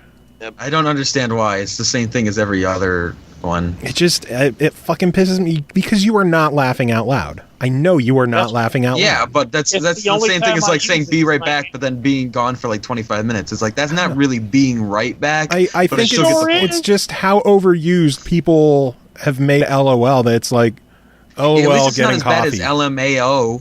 Nobody's laughing their ass off. True. And nobody's listening to that band anymore. Isn't that LMA anyway? Oh, man. What's the next one, Joe? Oh, low. After Minecraft, they went into a world premiere, which I don't know if it was technically a world premiere because it kind of leaked the day before, but Dragon Ball Fighter Z, a 3-on-3 2D fighting game developed by Arc System Works, so the BlazBlue Guilty Gear guys, coming early 2018. I was genuinely questioning and curious about how they were going to take the Dragon Ball character universe and diversify the characters enough to make them into a fighting game caliber. Yeah, right? It works. Well, they already have Dragon Ball fighting games out. Yeah, but have you played a lot of them? They're all like the same idea. Like, it's just reskins, man. Like, key blasts and punches and kicks is the same gimmick, but what they showed of the footage at the convention showed that they found a way to diversify those motherfuckers, and I was surprised by it. I did not expect that at all. So I am legit. Yeah, I have nothing to contribute. I hate Dragon Ball Z. I enjoy fighting games, so I mean, I might keep my eye on it, but I'm not a DBZ fan. Like, so this might be one that I might watch other people play and see how the gameplay works out, and if the gameplay is compelling enough, then maybe it'll end up on my radar, but we'll see. Well, I mean, think of it like this. It's pretty much going to be an Arc System Works fighting game. Yeah. That's why I'm going to pay attention to it. Yeah. You know, like, I have no doubt that it's going to be awesome. Even if you don't like the Dragon Ball show, right? I got to think you'll still probably be able to pick it up and go, I'm going to use that dude with the green head. Yeah, exactly. I've picked up those types of specific games that have those types of licenses with shit that I am not familiar with and still enjoyed the game. I'm just excited that we're going to see an ArcSys game come to Xbox One. Xbox One, BlazBlue games haven't shown up. Guilty Gear hasn't shown up. So it's good that this one is happening. And it looks like it might even be a Microsoft marketing deal because there might be some kind of bonus DLC or something I've seen rumblings of. But, we'll see more as the year progresses. After Dragon Ball, they showed another console launch exclusive called Black Desert. People might know it as Black Desert Online, an MMO hack and slash RPG MMO. Does that also mean it's going to be in English? Yes. I'm down. It's already That's all it took. It's already in English. Hold on, what was that one that you were trying to play on your? Is that regionalized yet or no? Onigiri? Is that the one that you were trying to play all the time? Yeah, a long time ago. Yeah, that's in English now. I thought Onigiri was in English. It was a free to play, wasn't it? Yeah. It was Japanese only for a while. Every time I was still living with him for a while, and every time he would try and pull it up, it it was in Japanese It or was something. fun. But yeah, Black Desert is slated for early 2018. After that, they showed another console launch exclusive called The Last Night. I thought this one looked insane. It's like very hyper fluid and realistic 3D visuals, but everything is a pixelated art style. Oh yeah, that looked gorgeous. I really thought that at first that was leading because of Party Hard 2 has the same style of like 3D-ish, but 2D textures. I was really thought that they were gonna lead up with Party Hard 2 when the trailer first started. I was gonna be like, oh shit, really? Didn't expect this. That game looks pretty sweet. I'm excited for There's it. like no information on it at all, but it looks awesome. Yeah, the art style alone is what made me interested in it. After that was a game called The Artful Escape, which, again, not much we know of. This was like hand-drawn 2D visuals with like a guitar. It just looked insane. Yeah, that one looks really awesome. I don't know what the fuck it was. I love the idea of strumming a guitar, and as you strummed, like the platforms were building under him. Like, I assume it's just a platformer. I appreciated the fact that at the end, instead of showing like 2017, it just said coming when it's damn ready. Yeah, I like that. After that, probably one of the biggest shocks to RPG fans like me, the Namco Bandai Code Vein is confirmed for Xbox One for 2018. That one actually looks really fucking good. Like, I'm generally not into RPGs with the anime style, but that one looks really nice. I love the changing like faceplates. When the first trailer and images for that came out, I kept saying online, I can't wait for this one to not come to Xbox One. And now it's at the Xbox 3. I have never been so happy to be wrong because it looks fantastic, and I'm thrilled that one's going to be multi-platform. After Code Vein, they did some Sea of Thieves footage showing like exploring an undersea I want to fucking play it already. There was a shark attack. They ended up going into a cave and like reanimated skeletons attacking, digging up a treasure chest. It looked really cool.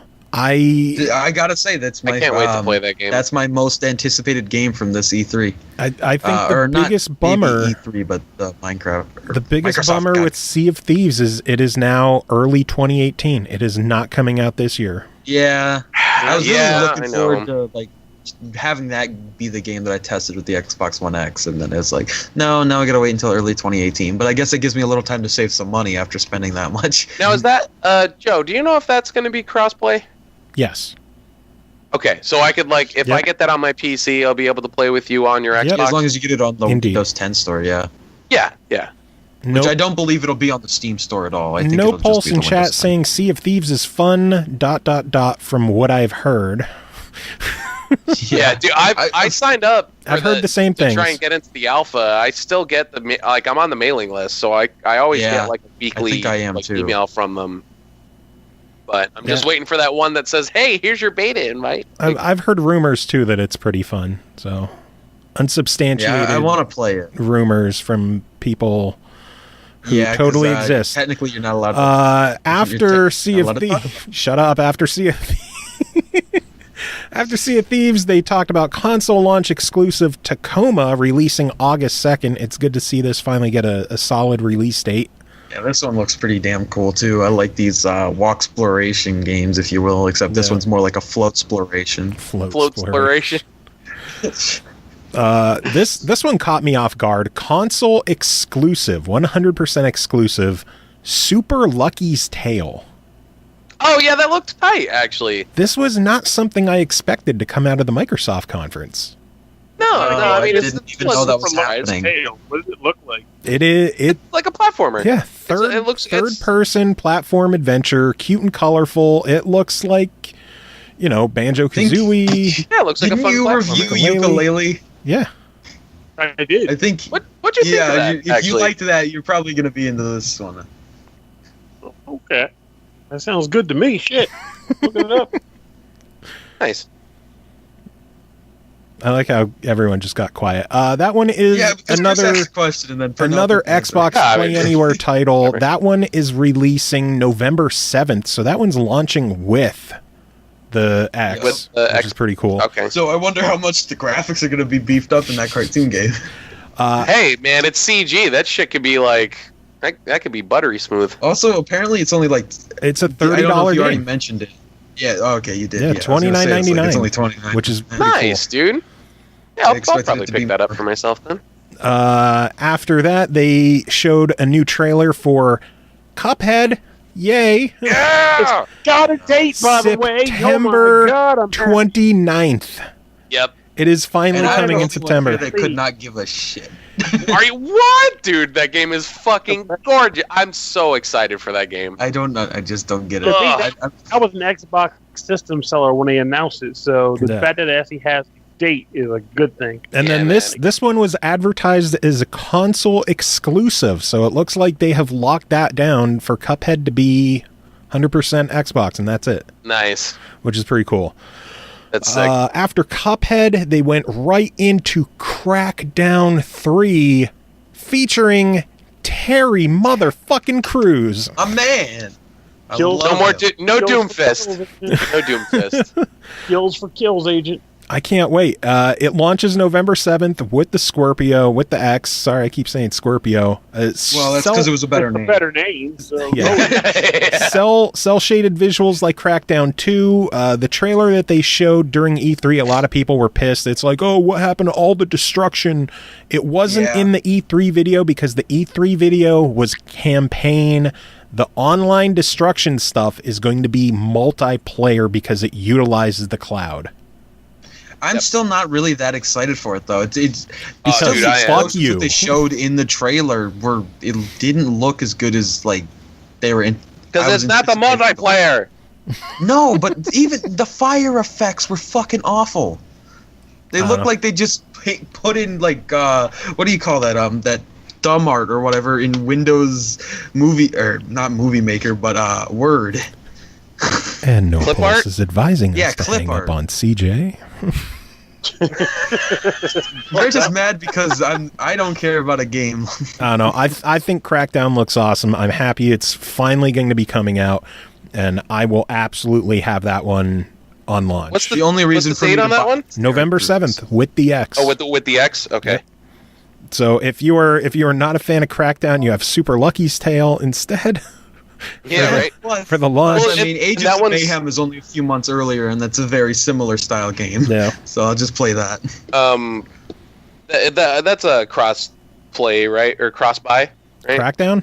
Crackdown. Yeah, of course. It's Microsoft exclusive. It's a first party game. Of course it is. That is indeed Xbox Play Anywhere. So Cool. again, Play Anywhere, for the people who don't know, that means if you buy the game digitally on Xbox One or Windows 10, you get it on the other platform as well. It is not for physical games. I've seen a No. lot of people I wish bitch. they had separate achievement lists though. Whatever. Because it kind of makes it feel like, I mean, that's cool, but my computer and my Xbox are literally right next to them. And also, Agents of Mayhem is not a fucking ripoff. Agents of Mayhem is based off pretty much just completely Saints Row 4, but with a new skin. Shut the fuck up. Idiot. After Crackdown, they went into an ID at Xbox sizzle reel, so it was just quick back-to-back game footage. I'm not going to go into the games, like talk about the games that were shown, but they did show off Osiris New Dawn, Raiders of the Broken Planet, Unruly Heroes, which I thought looked amazing, Path of Exile, which I'm sure Chris is creaming about. No, I don't care. Really? All right. Here's why I don't care. Because it's not Diablo. Because dang. it's basically, it wants to be Diablo. It's trying to take all the nostalgia from Diablo 2 and like grab onto it as much as it possibly can, but it's not fully polished and not like Diablo 3 just runs infinitely smoother and is a fully fledged idea and is pretty much like to completion and is just a solid ass fucking game. And Path of Exile is fucking annoying and yeah. A lot of people But say it's that they sure love it cool. though, so I think you're kind of in the minority with that.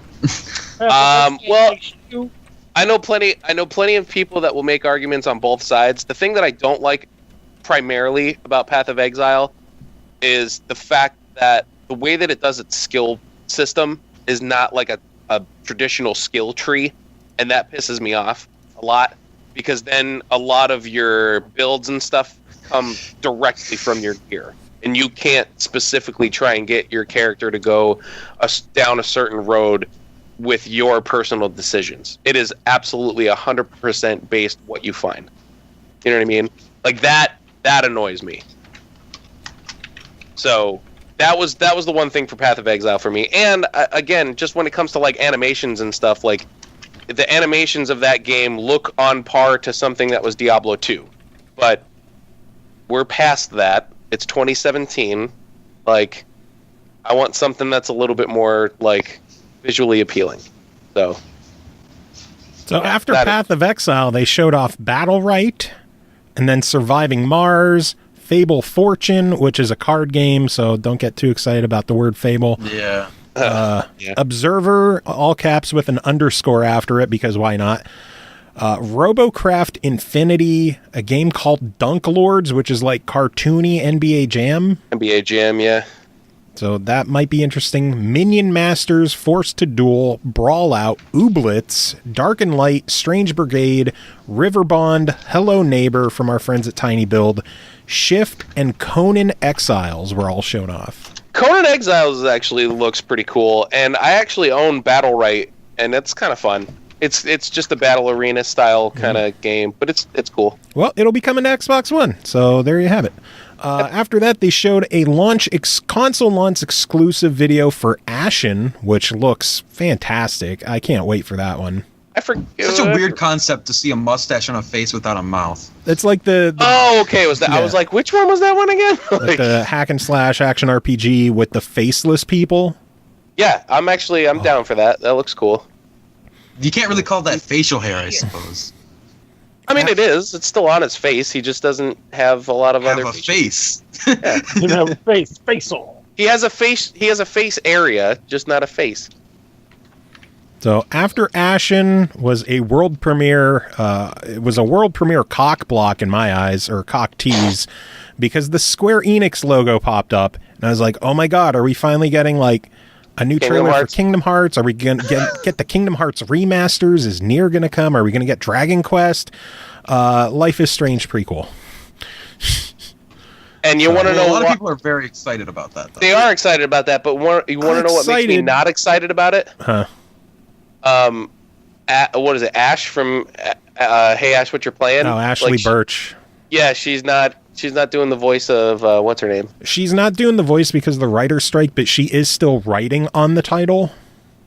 Oh, that's cool though. So she is still involved. It's just contractually she can't. To kind of set it apart, it is a prequel, so they could have, say it's just a younger voice.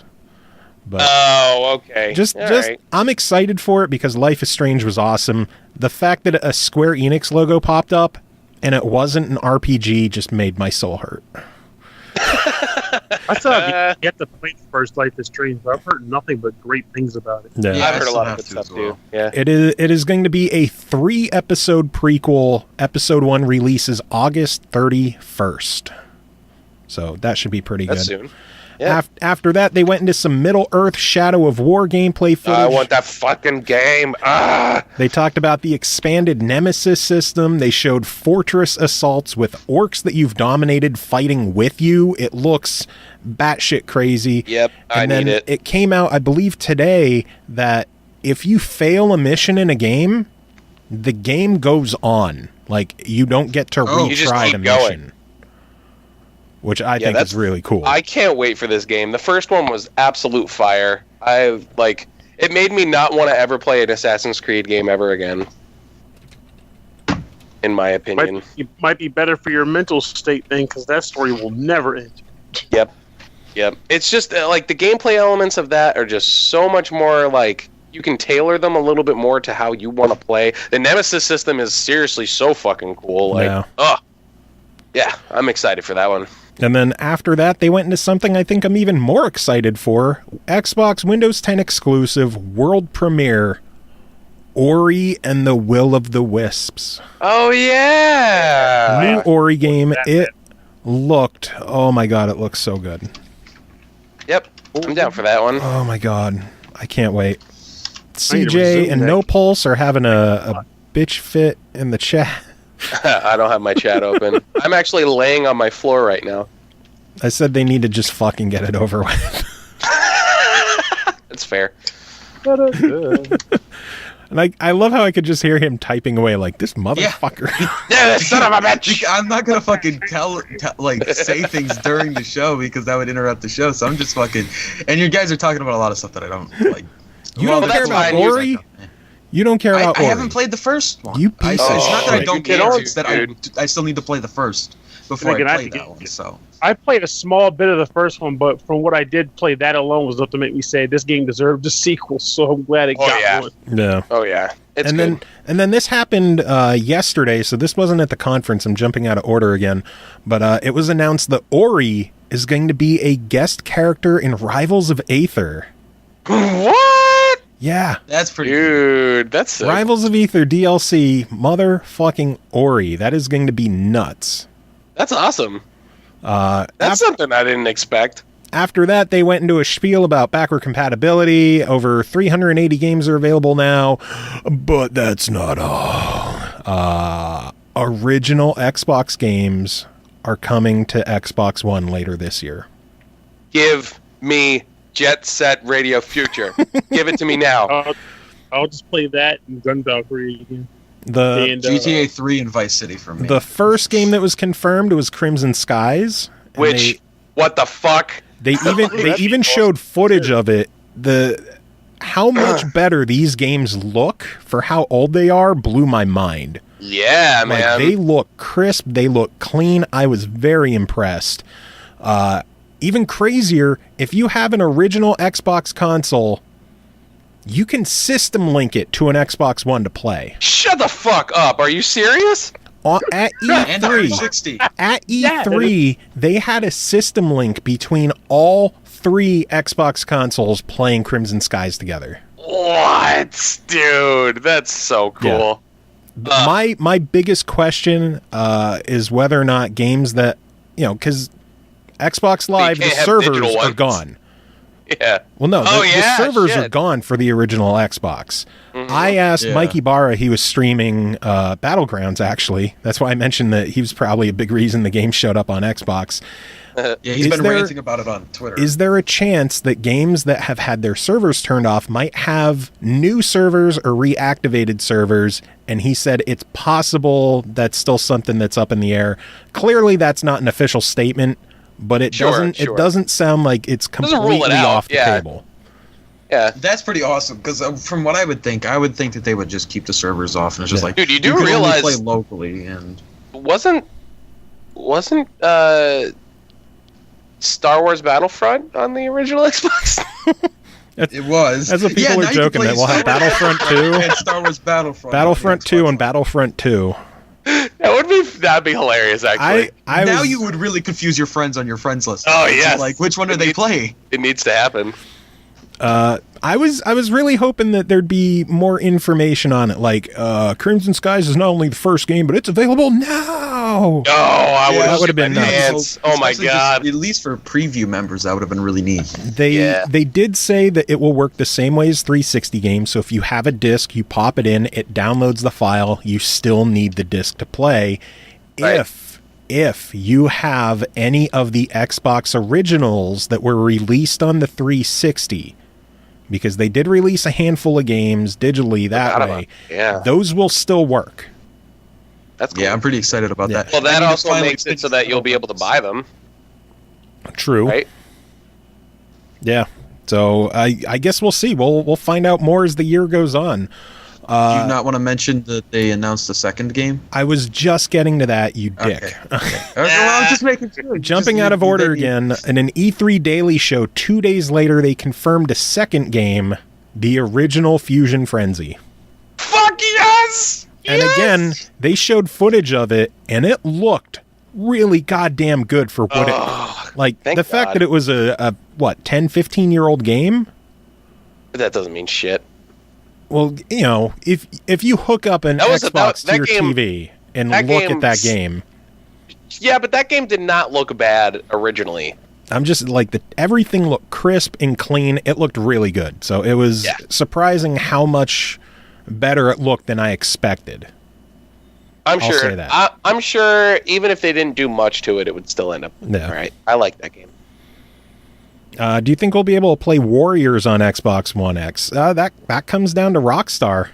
I know they that game was sweet. They did re-release it on PS4 as part of the PS2 Classics line. So did they really? Yeah. Ooh, I really hope it that is just possible. the older GTAs come. I would love to play Vice City again. All three of those are available on the PS4. So as long as Rockstar is going to play ball, it's theoretically possible. And they've done it with 360 backwards compatible games, so it's not completely unreasonable to hope that they would. Rockstar has shown that they are willing to get their old titles re-released if the means are there. And let's be honest. They released Vice City on fucking phones. Yeah. So I'm pretty sure they'll figure it out.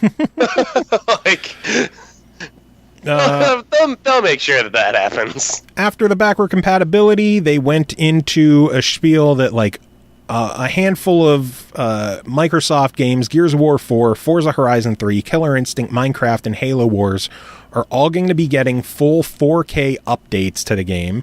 So it's not just going to be the system's going to make them look a bit better. They're doing full-on updates for them. And then I wonder if that'll mean that the PC version of Killer Instinct, if I'll be able to render that in 4K and then downscale it for myself. Maybe. And then they mentioned that a whole bunch of first and third parties are going to be doing it as well. They only mentioned 3 or 4 of them, but they had some game images running on the sides, and I was bored, so I went back and I went through the entire list. Nice. Ark Survival Evolved, Astroneer, cool. Chess Ultra, Dead Rising 4, Dishonored 2, Doom, Elder Scrolls Online, Everspace, Fallout 4. This might be the killer app, Farming Simulator 17. Oh, shit. Final Fantasy 15, For Honor, Forza Horizon 3, Gears of War 4, Halo Wars 2, Hitman, Homefront The Revolution, Injustice 2, Killer Instinct. This one was shown in a video the following day. This one hasn't even officially been announced yet. Killing Floor 2 is coming to Xbox One. Yes, I'm so happy about that, even That's though PlayStation cool. just got it for free, and now we're probably not going to, but still. It hasn't been officially announced yet, but it was in a video. That's cool. I wonder if that was a mistake or if that was a way of teasing it. Might have been. Who knows? Mantis Burn Racing, Minecraft, Outlast 2, Paladins, Portal Knights, Resident Evil 7, Rime, Rocket League, Skyrim Remastered, Slime Rancher, Superhot, Titanfall 2, Tom Clancy's Ghost Recon Wildlands, Warhammer, End Times Vermintide, We Happy Few, The Witcher 3, and World of Tanks are all confirmed. That's cool. Those are there are some surprising titles in that too. That you wouldn't think.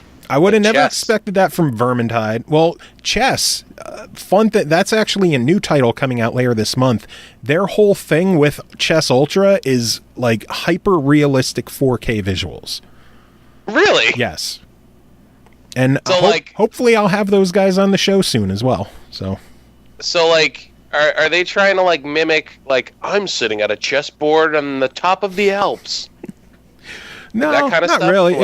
It's just solid chess. It's what it is, but absolutely gorgeous visuals. Oh, I don't think you mentioned The Surge in that list. And no, I must have missed that one. Was that one on the list? Yeah, I'm looking at the TA did a list too. Oh, nice. I was just looking over it, and you missed The Surge. I don't know if you mentioned Everspace or not either, but I don't he remember. did. Yes.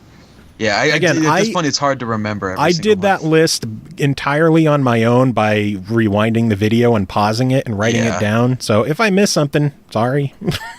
Yeah. I think you did a good job, Joe. Thank you for doing that. I try my best. After that, other internet sources were more correct and faster. After that was when they confirmed the $4.99 price tag, and then they went into world premiere gameplay footage of Anthem. So now we can officially talk about Anthem. It is an online third-person shooter RPG. This looks like what I think Mass Effect should have been. Yeah, but I think it's not this the is- same same BioWare team either. No, this is the same BioWare team as the original Mass Effects. Yeah, well, as the original, I thought you meant like Not the new one, yeah. Yeah. That's why the new I- Mass Effect wasn't that great. I feel like this is their answer for games like Destiny, which isn't necessarily a bad thing. I think there needs to be more games like that around so that there's not just like a monopoly on that type of gameplay. Yeah. Pernell, Yeah, have you 'cause seen right anything now- on Anthem? I have not. It's a completely new topic to Oh, me. you son of a Oh, bitch. dude, look it up. Like, ASAP. Like, It is Anthem was... beautiful. Yeah. I Anthem's think hype. Pernell's falling asleep. I really think so. He's become less and less interactive. It's not because I'm bored or nothing like that, but it's like from when I came on earlier. So I'm actually amazed. I got through 2 hours. I didn't think I was going to get this far. Yeah, So- we're near the end of the Microsoft We're press near the conference. end of Microsoft. Yeah. part. Yeah, What, we- 2-part this episode, man. We've Dude, more. We've been E3 going for 2 episodes... hours. E3 episodes are historically like 4 hours. Yeah. Holy pickles. I knew this was going to be really long. Yeah. That's why I This- plan to take a piss break at the Nintendo one because I don't give a shit. Well, Nintendo's the last one, so it doesn't really matter. I know, so Nintendo's- it's going to be great. Nintendo's like the one that I like the most, honestly. I didn't Yeah. watch it because I don't care about Nintendo. I thought Anthem looked amazing. I can't wait to see more about that one. Yeah, Overall, these are my initial impressions because I wrote these right after this stream. I said kind of Okay. underwhelmed. No real oh shit moments. There were no you can get it right now moments. Yeah, The it was Xbox One X is releasing later than I expected and priced at the highest on the spectrum that many will accept. No huge RPG announcements. No Final Fantasy 12, 14, Dragon Quest, Nier, Kingdom Hearts. Looking back, it was better than I gave it credit for. It was a decent show, but I do agree that there were no huge surprises. Like Yeah. Well, I feel Metro like- was probably the most actually surprising because nobody expected it to be at that press conference, but it still wasn't like, oh my god. It was like, oh, okay, that's Metro, cool. I Right. think that's just a sign of the times in general, though, as far as like these reveals and stuff go. I had to think about that Well, for a while. I walked away thinking, man, none of these conferences give me any real jolts or anything like that. But we're getting them like constantly through every news media site on the out there. Now. Yeah, that was that's kind of the issue is that now games are announced or even leaked way before the press conferences, Yeah. so it's not like holy shit. It's like, okay, we expected this.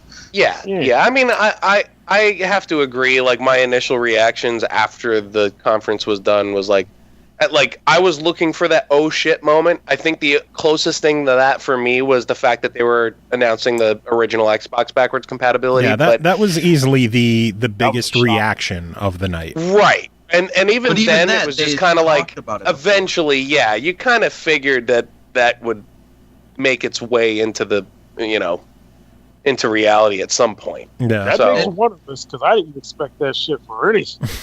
Oh, they talked about it plenty of times before, saying like, yeah, we hope we can eventually do it, and now it's like, okay, Yeah, it was just a matter of They time, talked about really. it in the ways of saying, yeah, it's not going to happen. Yeah, it's not going to happen. We're focused on 360. It's not going to happen. Stop thinking it's going to happen. Oh my God, shut up. Here it is. Can you please stop talking about it? Well, that's what they had. Yeah, that's what basically. people had to do to Activision about Black Ops 2 to finally get it to happen. It's just like they kept bugging until eventually Activision's like, okay, shut up, just take it. Yeah. Looking back and going back over everything, I definitely didn't give Microsoft the credit that I think they deserve for the show because overall it was a very solid show, but they didn't have any super wow moments. And I really wish they would have had more RPGs to talk about. You had a partnership with Code Square. Vein was a really cool one. But Yeah, they had a partnership with Square to get Tomb Raider for a year. Why the fuck can't they get Nier? Why the fuck can't they get the Kingdom Hearts remasters? Why? Well, I know why they can't get Final Fantasy 14 because Sony are being cunts about crossplay. Yeah. But I think the whole thing is like Microsoft knows their audience and knows that a lot of people in the US simply they're closed-minded about other cultures' games, and that's why people who want to play those kind of games generally stick End to up getting Sony. the Sony, yeah. no. Microsoft is like, these are Western style games that we normally support. I know Yep. Phil Spencer specifically mentioned Code Vein was something that he secured for Xbox on his Japanese trip that he took. That and Dragon Ball. I'm so happy that he did that. That and Dragon Ball Vein were looks apparently two of the big ones that he secured for Xbox, and I hope he takes more Japanese trips so that he can secure more games. They might not sell well over there, but they're clearly not giving up in Japan. And, you know, Xbox gamers want RPGs as long as they're good.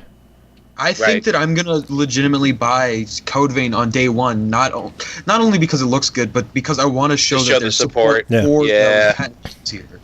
That I want to play more of those. Like I'm starting to have a little bit of a turnaround with that kind of stuff because I actually saw some Final Fantasy 15 and I think it actually looks really cool. Yeah. So I kind of want to try that game now. So I think I might have a turnaround or a change of heart when it comes to those. One more bit of Xbox news. This wasn't at the conference, but after the show, it was announced that Hyperkin is going to be releasing a wired Xbox One controller this fall in the style of the Duke. I'm buying it. That's pretty neat, but I don't know if it's going to be fun because I need it. I thought the main complaint was that it wasn't comfortable. No. It had a very, very devoted group of players who swear by it. My friend Josh, he still thinks that's the greatest controller ever made. I love that controller.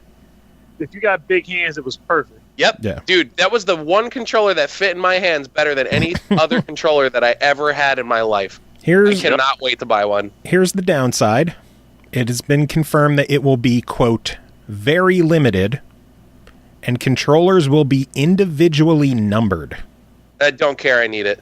Scalpers. So, I'm hoping that there's at least a decent chance for people to get them. It will be wired, so USB. It's going to work with all three of the Xbox One systems, Windows 10 PCs. So, yeah, I need one of those too. Yep, I need it. I need it in my life. Next press conference. Wait. You didn't mention the other thing from Microsoft. What? There's another thing? Did you see the new Avatar stuff? Oh, yeah. I supported that personally. I miss Avatars. I don't care what nobody says. I enjoyed using them. And I enjoyed when games were I didn't hear anything he said. What? He said he enjoys using them. I agree. I enjoyed using avatars, but they just kind of went by the wayside. There's supposed to be whole new avatars releasing this holiday season sometime. They look way more intense. They look like Pixar level. Yeah, they do. They look like Pixar. I wonder if they're gonna do like a transference where it's like your avatar will just be transferred into the closest possible form of one of these, or if you'll have to make a brand new one. The only thing that kind of bums me out about it is I bought Avatar shit, and I'm sure that stuff's not going to carry over. And specifically, there's a thing that I bought. It was a Soundgarden shirt that you can't even. I don't even remember if you can get that. Oh, from Guitar Hero. Yes, because I have a Slipknot one. Well, yeah, I wonder. I'm thinking that they're probably just going to do updates to all that stuff to allow it to look more realistic with the characters. They might, because real licensing issue. Avatars were already updated once, and a lot of that shit carried over. So it might just be that they're being put on like new textures, but they're still the same items. Who knows? Who knows? Well, I sure fucking hope so, because I want to keep that. Yeah, the Avatar stuff was at the bottom of my list to talk about because it was after all the conferences. Yeah, but I figured if it was Microsoft related, we may as well jump that in right now. There's two things I definitely want to come out of the Avatars, assuming they actually do it, though. I want them to retain the ability to unlock certain stuff by playing games and earning achievements. Yes. Yeah. Yes, I miss that. It's a walking trophy box. Hey, shirt, earn that shit.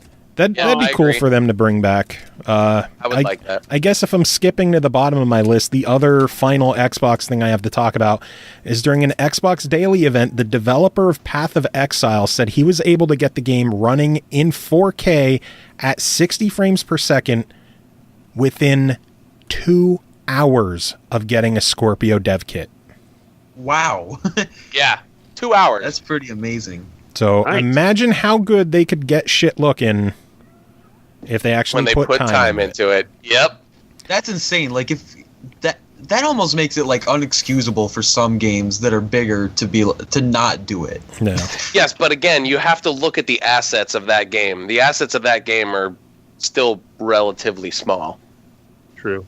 All right. You know, well, that's what gives it that like Diablo 2-esque type of feel. I am moving on to the Bethesda conference because just a reminder that we are 2 hours into this and we've gone through 2 press conferences. And there was like 6 to talk about. So or you 7. guys better buckle up. Pernell, are you sticking around longer? Or when were you going to bounce?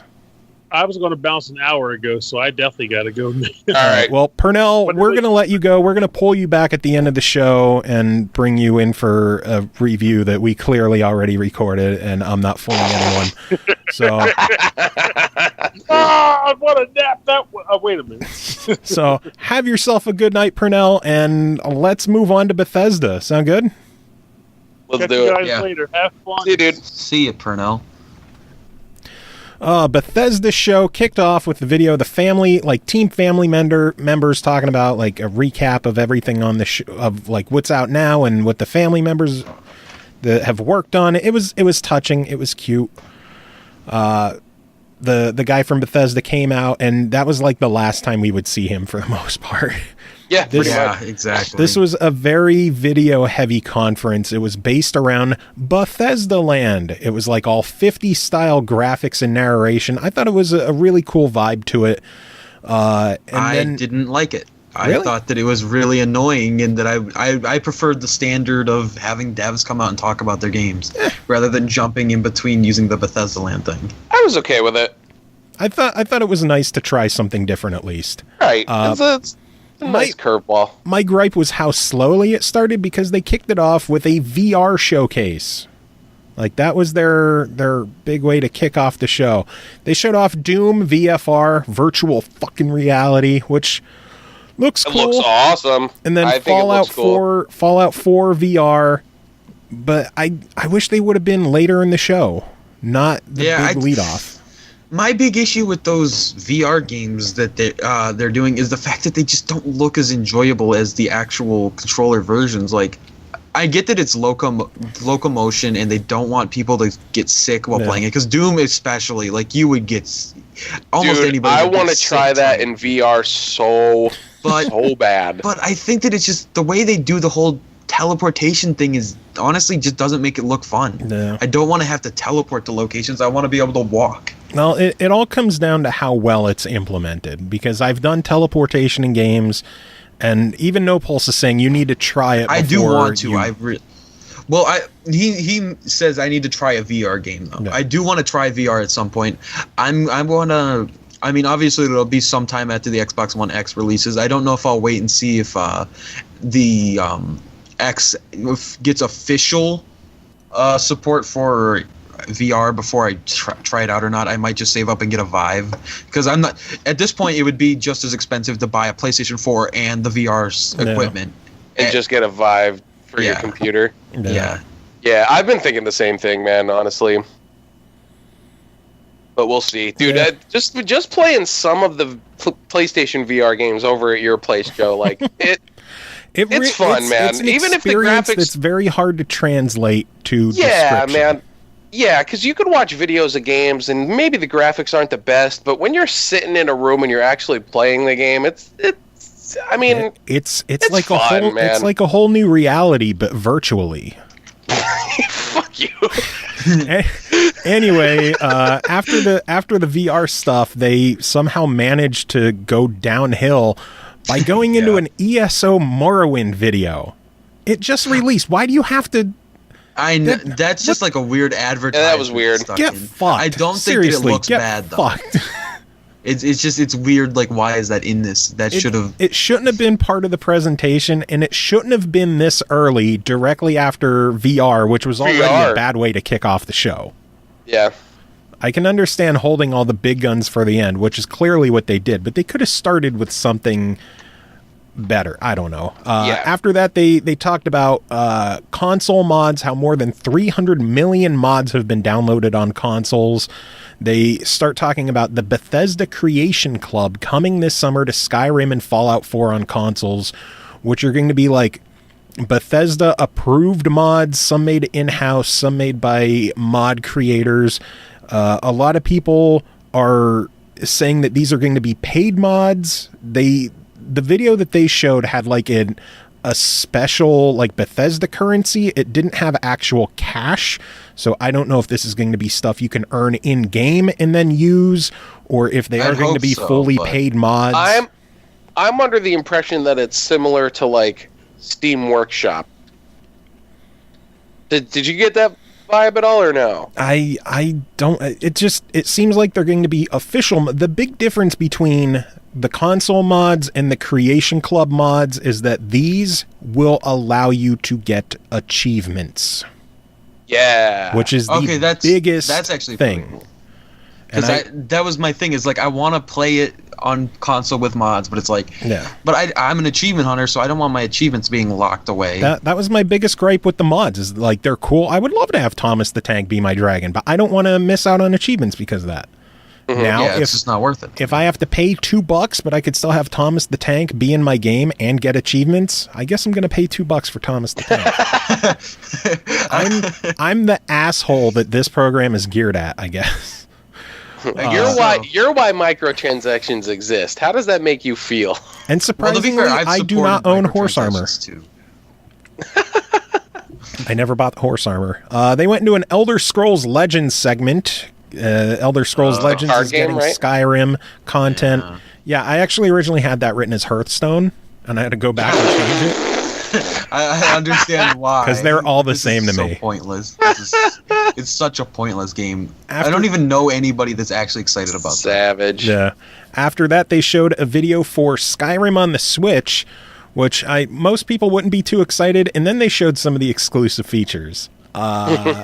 Zelda-themed weapons and unlocks with amiibo support. Cool. And motion control fighting with the Joy-Con for archery and melee. That alone made me interested. I thought that looked kind of janky. I would rather stick to the Pro Controller on the system. Probably. I would be one of those assholes that bought the Pro Controller because I have a Pro Controller. Totally. For how many times fucking Skyrim has been ported to practically everything that has a screen? I suppose it would be cool to try something new with it. Exactly. I think I would give it a shot, but I really don't think that it would be amazing. No. I think it'll be cool to try it. I think so. I've owned Skyrim on my PC for ages and just never really gave it a fair shot. But that might be one that I specifically pick up for my Switch when I get it, because just being able to take that on the go, like. Believe it or not, I don't own it anywhere, so that would be a great option for me too. I don't own Skyrim at all. Skyrim on your click wheel iPod from Noble. Yeah, basically, dude. Like, they've been releasing it on fucking everything. I love the meme lately of putting Skyrim on everything. The fact that someone, like, photoshopped Skyrim onto a Pip-Boy in Fallout, like, I could see that happening. Awesome. That would actually be really cool. Or at least like a little. How deep can you go? I wouldn't be shocked to see that show up in the creator Bethesda. Somebody will do it. Somebody will do it. Even if it's just like the intro where you're like at the fucking cart, you're just on the cart ride. You just get to keep creating new characters, and that's all you get to do on it. Yeah, that's it. That's all you get. And then it crashes. You're like, you have too many mods loaded. Like. After Skyrim, they showed off Dishonored: Death of the Outsider, which is a brand new standalone experience. I did not expect that. I thought it was going to be a DLC. I thought it was DLC as well. I didn't know it was standalone. Yeah, I don't know if it's going to be like something that you play through Dishonored. I don't think so, because you can buy the disc separately too. I believe it's just a fully separate game. Yeah. It comes out September 15th, though, so it's right around the fucking corner. Holy shit! It is a... well, that was the thing. Well, maybe it's like Get Out of Hell. Maybe. Well, that's what I'm thinking, is that it's going to be a separate game, but maybe it was originally meant to be DLC. Maybe. And it was just so big that they were like, fuck it, here's a separate release. Maybe. After that, they talked about Quake World Championships, whatever. I couldn't give a shit about that. And then they did the whole the fucking... What do they call that? Esports? Yeah. Yeah. And I was just like, oh, why? I don't care. It did show something really Quake, cool. All right, Quake is big when it comes to esports, because that was pretty much what got esports started, dude. Yeah, so I mean, to me, I don't really care about watching. I know esports. I know a lot of people that aren't necessarily into esports, but when it comes to esports and how it evolved over time, like Quake is the godfather of that. You know what I mean? So I will say for how much shit we have to go over, Quake Tournament is the last thing I want to devote time to. Sure, no, I understand that, but I really do wish. From what I can tell, it's completely multiplayer too. There's not even like a campaign or anything. Well, yeah, that's what that's what it originally was. I mean, like, I just wanna emphasize that it's not necessarily like it is something. If you're into shooters and you're into being competitive and all that kind of stuff, like, definitely give it a shot. Like, it's not meant to be like completely overlooked and swept under the rug, because it does have a lot. I feel like it's going to be one of those games though that's just it's not going to do that well because I don't think it will. Like, Quake has a very cult-like following that not a lot of people realize. But to continue. I want to appreciate that No Pulse appreciated my jerk-off motion that I did when I said Quake World. Oh, well, I can't. Again, it's not for everybody. It's mostly for the nostalgia heavy that remembers sitting. I'm just talking about like esports in general. Whatever, I don't care. After that, they showed off. Kris, you might cry. The Evil Within 2 was officially announced. Yeah. I say officially announced because it leaked like the day prior, where some targeted ads showed up on Reddit of like the Evil Within 2 releasing, and they kind of gave it away early. That looked fucking amazing though. That trailer was so good. Let me see, how many views do I have? It's as scary as fuck. I want to say 12. I haven't played the first one. I don't know how scary that one is. Like, that was a legitimately disturbing trailer to watch. That was an amazing trailer though. I think they did such an amazing job with it. Like, that shit is going to give me nightmares. And they picked the perfect release date for it, October 13th, which is Friday the 13th. Yeah, that was in they October. They didn't even say like do their normal thing where it was like it's releasing October 13th. It was like it's releasing Friday the 13th. October 27th. And then after that, they went right into a brand new Wolfenstein game, which that looked fucking great too. Yeah, it was kicked off like hilarious live action trailer from like a Lassie show or like 50s game show. It was dude, that was weird, dude. That was really weird. And then it goes into an in-engine trailer. It has a very campy 60s, 70s style to it. Very, very dark humor to it, but very funny, I thought. Yeah, it was pretty clever. I still need to play through the others. Yeah. Oh, they're great. I haven't played New Order or the Old Blood yet. Old Blood? Yeah, they're great, man. They're awesome. They kind of give that old school nostalgic-y kind of shooter thing, too, because like... Yeah, but they have single-player campaigns, so I actually care about them. Sure. No, I understand. And then Pete Hines described it as, quote, fucking bananas.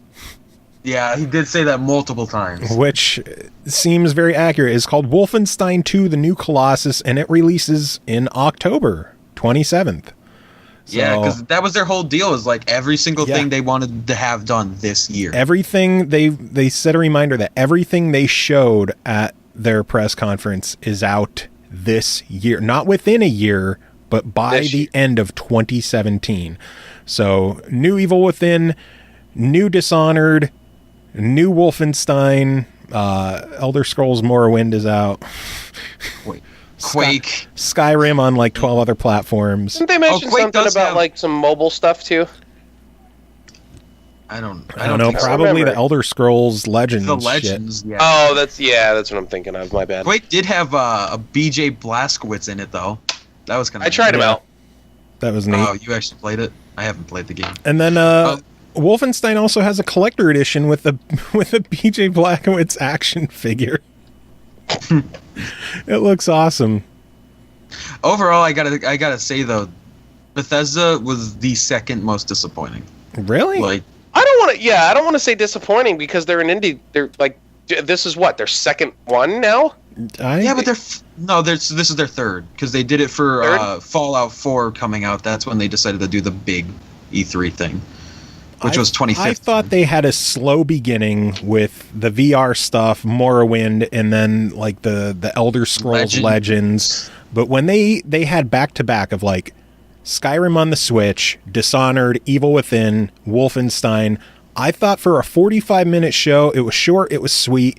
And it was an overall solid event with good humor, good games, cool surprises like the Wolfenstein, and fucking amiibo usage in Skyrim.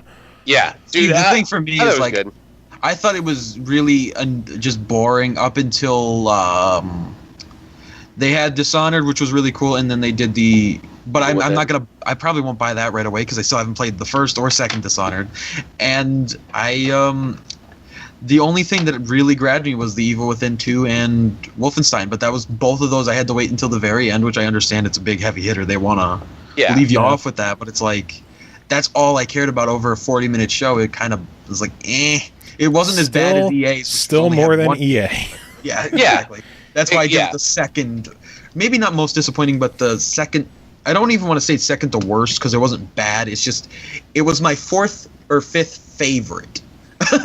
No, I think it was when a you have to respectable rank showing. Things to the fifth, like whatever. Let's. Yeah, no, I think it was a respectable showing. They had stuff. The fact that everything is out for this year was a huge pushing point for them. I thought it was all right. I think there was definitely room for more to be desired, but again, they're just one publishing company. I mean, you can't really fucking expect the world. So it's. I think we have to move on to what might be the highlight for many people. Yes. Devolver Digital's quote unquote never press conference. Dude, that was hilarious, but this was chaos. I loved it. Let me just go through my notes.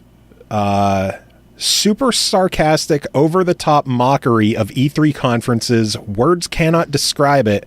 Packed with canned laughter, stock footage of audience reactions, and gunshots to silence cheers. Yep. And then reloading and then doing it again. Yeah. The fact that bam, bam, bam, bam, reload, bam, bam. It was ridiculous. I loved it. Then they went into a Ruiner trailer, which is a super slick top-down shooter coming out 2017. Before they went into something called Devolver Screen Pay. And in my notes here, I can't tell what's real and what's a joke anymore. Dude has arm violently severed in a computer screen while a stagehand gets sprayed with blood. And Amazing. Just stands there and takes it. Yeah. He put the money directly into a computer screen, which chopped off his arm and blood sprayed it. It was amazing. Then they showed a trailer of Serious Sam's Bogus Detour. Top-down shooter with online campaign and deathmatch modes. Looked pretty cool. After that, the lady came out and said, I bet you want that game. I bet you want to buy that game. You will buy that game. I believe in you. Buy that motherfucking game. Direct quote from the show. I love it. Buy that motherfucking game. Yep. After that, they talked about Devolver Digital Earliest Access, a revolutionary way to hastily rush unfinished game content out to consumers. As soon as at the point of conception, is that what it was? Yeah. You think of an idea, and then all of us here's the quote: a developer thinks of an idea, and bam, that shit's for sale. It was. Oh my lord. After that, they had a guest interview with Suda51. Yeah, this was so good! And then, they have it subtitles, just Devolver Digital? Who is that? I've never heard of them before. What the hell is going on here? That was it? That was the... Dude, I was losing my shit, because I'm like, oh my god, Suda51, what are they going to do? And then they just who the fuck is Devolver? Nothing's even happening about this. And then the dude with the arm cut off comes back on stage because they need a volunteer again for comment-created content, where you make a comment and the game instantly changes. The dude was awesome. Starting to get pumped too, yeah, and then he started getting pumped up, and the host lady started getting pumped up. I have this is hilarious. Speaker with a nosebleed going insane, turning into a horror movie with game footage spliced in. Jesus Christ, what am I watching? Lady's head exploded. Credits roll. Yeah, and it was only 15 minutes, 16 minutes. It was yeah, it was a 15-minute show, and I figured out why it was so insane. And that is because our friend Don Thacker, who has been on the show a handful of times, was the one who wrote and directed that. So we need to get him on again. I told him, like, name a day, name a time, and let's get you back on. I know he has some filming stuff going on in the next couple of weeks, but hopefully after that he'll be on soon. Oh my god, I want to talk about that so much. Holy shit, what a show. Yep, that was great. Go ahead. As far as entertainment value is concerned, by far the best one. Yeah. I thought it was the best. 100%. It was hilarious, but yeah. And then I didn't rank it amongst them. I saw tons of people online saying it was the worst thing they've ever seen, which makes it even better for me. I find that even funnier that people thought it was the worst thing. They didn't understand it. They didn't realize what the hell was going on. It was no pulse. I want to watch that Devolver Digital conference over and over, but I don't want to be put on that list. So after possibly one of the best conferences, we go on to what I thought was one of the most boring conferences, the PC Gaming Show. I didn't watch that one. It drug on and on. It starts off with XCOM 2 War of the Chosen expansion video and presentation. Like, they would show a trailer and then have someone come on and just do like a sit down interview about it. And it seemed to just drone on and on.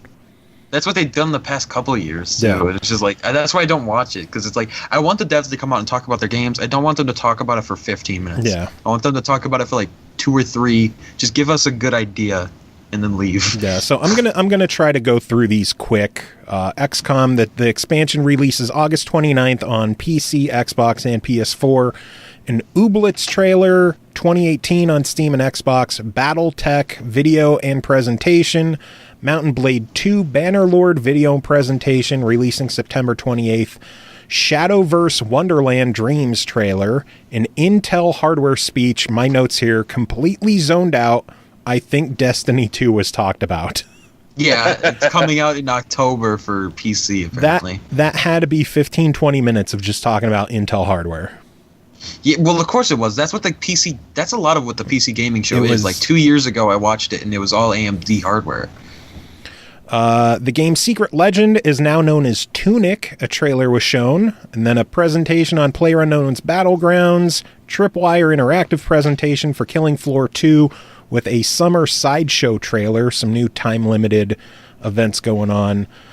Forza 7 presentation, Windows 10 support, pretty much any USB wheel will work in addition to keyboard and mouse.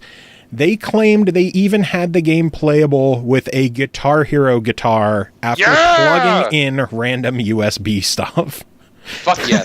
That's pretty fucking amazing. I would love to see somebody actually race with a Guitar Hero guitar. Well, it's like people wouldn't who it be the whammy bar? It's like people who beat Bloodborne with dance pads or guitar controllers, shit like that. I don't understand how that's even possible. Magic. Like, I watched some dude do the Crota's End Raid solo in Destiny using the drum set from Rock Band. And it's just like, how the fuck? How do you get that good? They had a Sea of Thieves presentation, presentation for The Last Night, video and presentation for Islands from the devs of Arma, which I thought looked pretty cool. New title from Clay called Griftlands. Trailer was shown. It has like 80s style animation. Lone Echo Arena presentation from Ready at Dawn. Oculus funded VR title, so apologies to No Pulse on that. Lawbreakers releasing August 4th on Steam and PS4. Yes, Cliffy B bailed on his Xbox audience by releasing this on Steam and PS4. I know he said that PS4 doesn't have early access, but shit like this proves that they do. It's just paid early access. Yeah, it's shitty. Which, I don't know. Cliffy is like, oh, well, it could always come to Xbox in the future. Well, then I won't buy it, because it'll have worn out its... How many hero shooters do we need these days? I don't know. It seems a little overdone. Like, really, we only need like Paladins and Overwatch because every other game just dies within a couple Do months. you really need Paladins? Yes, it's I incredible. really think Paladins is really good. Chris, You need the free option and the paid option. Chris, you need to give it a chance and be open-minded about it instead of bitching that it's not I tried Overwatch. playing it with you a couple times. But you bitched the whole time that it wasn't Overwatch. You didn't have an open mind. Exactly. I bitched the whole time because when you've got a game that you can directly compare it to and the other game is better, I'll play the other game. I don't know about I think that. Overwatch was better. I liked the customization of Paladins a lot more than Overwatch. Anyway, Wargroove was showed from Chucklefish. They're the guys who make Stardew Valley and Starbound. They had a trailer and a demo. It feels very much like Advanced Wars.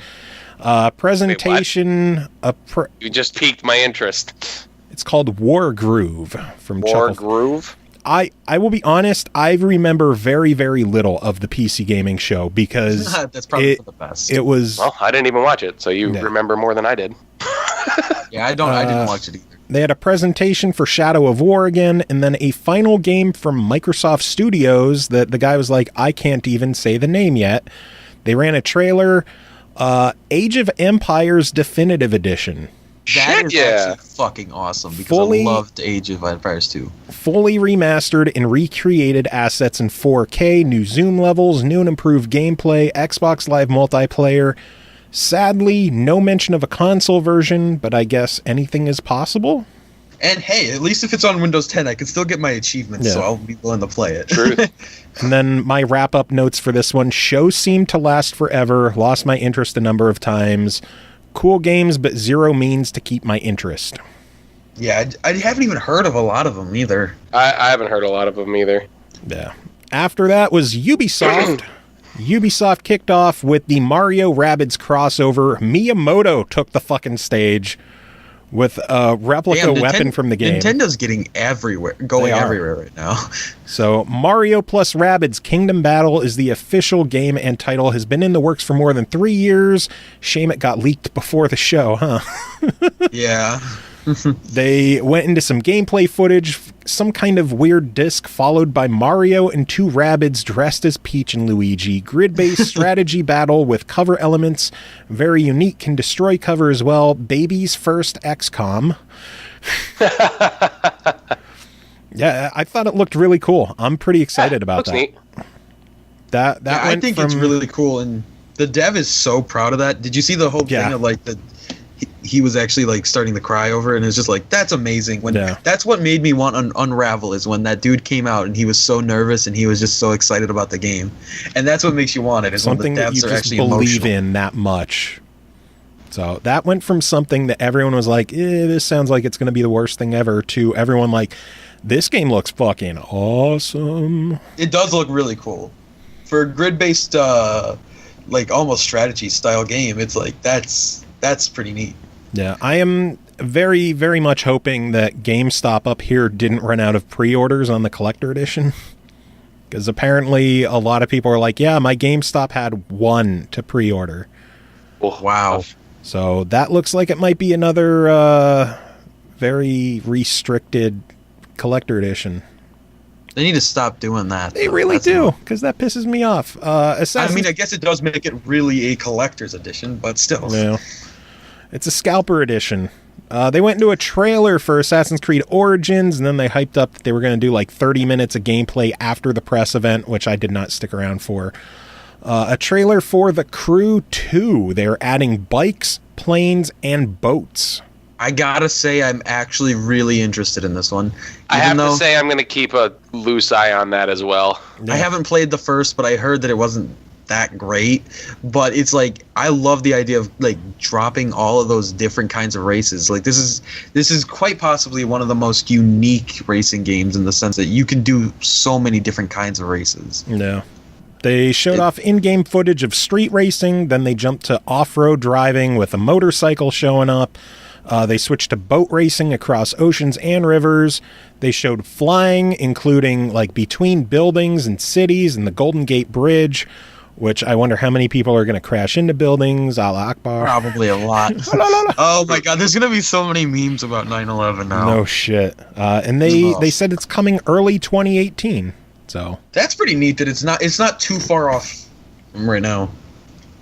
South Park: The Fractured Butthole got a new trailer, very M-rated trailer shown off and reiterated the October release, which is good news. Hopefully that finally sticks. Hope to God. They showed a trailer for some kind of VR project called Transference with Elijah Wood. I had no idea what the fuck was happening. That was really weird, but I know that Elijah Wood has gotten into the whole VR gaming thing. And I liked him in some shows, so I paid attention a little bit.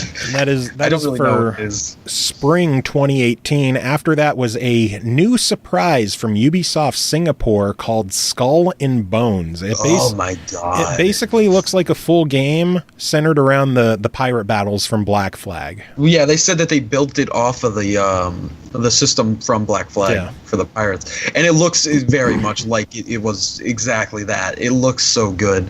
Like, if Sea of Thieves doesn't work out, at least you got this one as an option. At first, I thought it was Black Flag 2. I had no idea. I was thinking that would have been amazing if, like, Assassin's Creed Black Flag 2. I wouldn't have expected it, but that would have been great. Yeah. Tactical naval combat, play solo or with friends like a more mature Sea of Thieves. Loot Hunt has 5v5 multiplayer battles. Pre-alpha gameplay was shown. Persistent world. Motherfucking sea beasts. Oh shit. Yeah, that's what made me excited, because at first it looked like it was going to be a multiplayer only game because of the way they were showing it, and then it's like, I don't think it is now, because having a huge battle with a sea beast, like, that's probably going to be some single player content.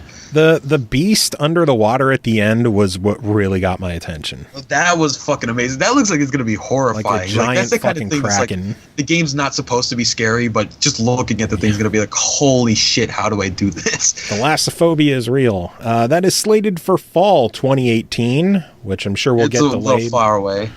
Yeah. After that, they went into Just Dance 2018 because, of course, they did. It is releasing in October for, quote, all platforms. Yay. I thought it was a really cool, setup, though, that they did for it. I thought it was a neat little showing. Yeah, but it's Just Dance, so... Yeah, I mean, everybody knew it was going to be Just Dance. Like, they always show them. But I think it's cool what they do with the show-off before actually showing the game.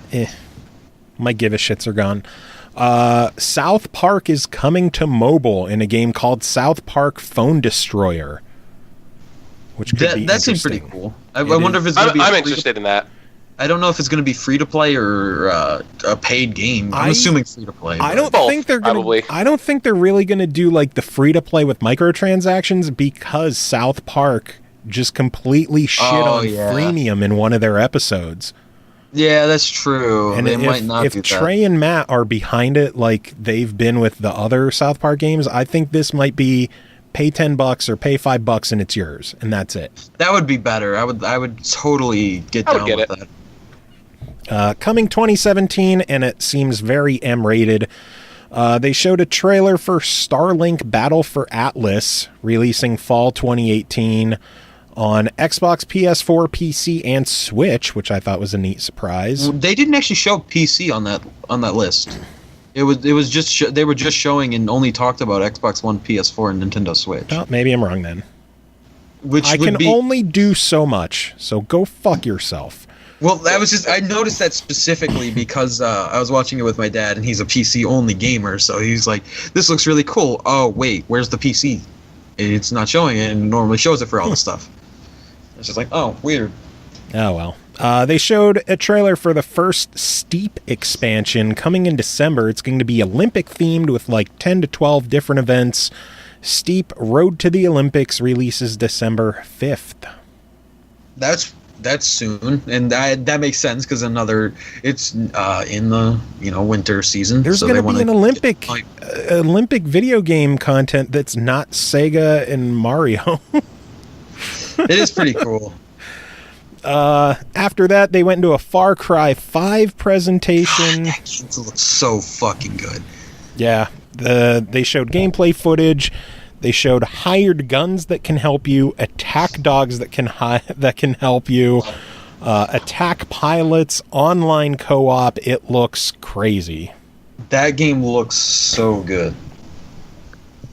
And then after Far Cry 5, probably the biggest bombshell of E3, a trailer for Beyond Good and Evil 2. I didn't even know that was Beyond Good and Evil 2 when they first started showing it. I was like, holy shit, this is really interesting. Yeah. What is this? And then Beyond Good and Evil 2 came up. I was like, oh my god, I need to play the first one now so that I know what the fuck is going on, because I want to play this so badly. It looks significantly different in tone and style compared to the first one, especially given the fact that this one is clearly going to be M-rated for all the F-bombs that were dropped in the trailer. Yeah, that's true. It was a very fucky trailer. Where the first one was like not at all M-rated. The word going on after the show was that the game didn't even start production, which worries me. Oh, wow. Because they showed a trailer for Beyond Good and Evil 2 like 8 years ago, and nothing happened. That would really suck if that was the case. Yeah. It's like... Because that means it's going to be 4 or 5 years before that game comes out. Who knows? After that, all the Ubisoft team members went on stage to end it. My notes say, solid show. Mario and Rabbids look much cooler than expected. Crew 2 should be good if it handles well. South Park can't come quick enough. Skull and Bones could be neat, but I'm kind of getting my fill of pirate stuff already. Far Cry looks fantastic, and Beyond Good and Evil 2 is all kinds of holy shit awesome surprise. I mean, I'm going to... Should we save it for the end, or should I just say it now? What? Well, I'll just say it now. Ubisoft won E3 for me, personally. All right. Of all the press conferences, it had the best games. In my personal opinion. I can see that. I got burnt enough in the past year from Ubisoft that I am going to tread cautiously with all of their releases for the next year. Also makes a lot of sense. After that, we go to PlayStation press conference. It started off with some kind of weird Indian-themed musical performance that led to a waterfall show, and no one knew what the fuck was going on. Eventually, let's see, I have here a waterfall show. Hopefully this leads somewhere like God of War did to open last year. Oh, it's for that Uncharted side story, The Lost Legacy. Trailer shown, so Sony's audio is fucked up. Yeah, that was so fucking annoying. Yeah. I was going to different streams, like, hoping it was just the stream itself that was fucking up, and it was just like, nope, every single place had it. Yeah. Then it started snowing in the theater, and Horizon the Frozen Wilds trailer was shown, coming in 2017. I don't know if it's DLC or expansion because the audio was still fucked up, and I had no idea what was going on. It looked good because it's Horizon. Yeah, I mean, it looks cool. I have to eventually get a PlayStation 4 of my own, but I'll wait until after I got the Xbox One X. After that, Days Gone gameplay was shown as Sony finally fixed their goddamn audio. Yeah, I was happy that they fixed it for that, because that game looks really cool. I have to point out immediately, I don't know if you noticed this, it looks like there was a visual downgrade. I very much... it showed people hanging from trees, then it cut to the theater with people hanging from the ceiling. Immersion. Visually not as impressive as I expected. I don't know if it's because we saw so much 4K stuff with Xbox and Ubisoft. I remember it looking better last year, though, when they were showing it off. Like, I think PlayStation as a whole, it felt like everything was the same. That's what I was going to say. It feels like every single one of their exclusives is a third-person action game. Third-person action adventure, possibly shooter, possibly melee. Everything feels like The Last of Us. It just all feels like Days Gone. It could pass as a Last of Us side story. It could. That was my biggest problem with it. I mean, we have more games to talk about, but my biggest problem with the show was just that they all felt the same for the most part. There were a couple exceptions, but like Days Gone was one of the biggest surprises of Sony last year, I thought, and this year I thought it just looked very basic. The facial textures look just like weirdly like bland, and I don't like blurry. That's the word I'm looking for. It's just they didn't look crisp, and you would think they would look better considering how good it looked last year and how good Uncharted 4 looks. I hate how much people overreact, because in the stream I was watching, everyone's like, this is a fucking PS2 game. Motherfucker, do you know what a PS2 game looks like? That's not even a PS3 game. I think it's like It's an early PlayStation 4 game looking thing. I just hate how people overreact so much. This is a fucking PS2 game. Get fucked, you piece of shit. No, it's just it's not as impressive as I hoped. Yeah. It's not that insanely bad though. It's not like it's a game that would actually make you not enjoy it because of the way it looks. Yeah. Let's see my notes. Getting a very Tomb Raider vibe from the footage shown with zombies. Blew open a gate to let a horde of zombies into a camp. A number of zombies is cool, but the game just feels like we've seen it before. It ended with a big-ass zombie bear, which I thought was cool looking. That was really neat. I do like the idea that there's zombie animals in the game, too. Kris, did you watch the PlayStation show at all? I did.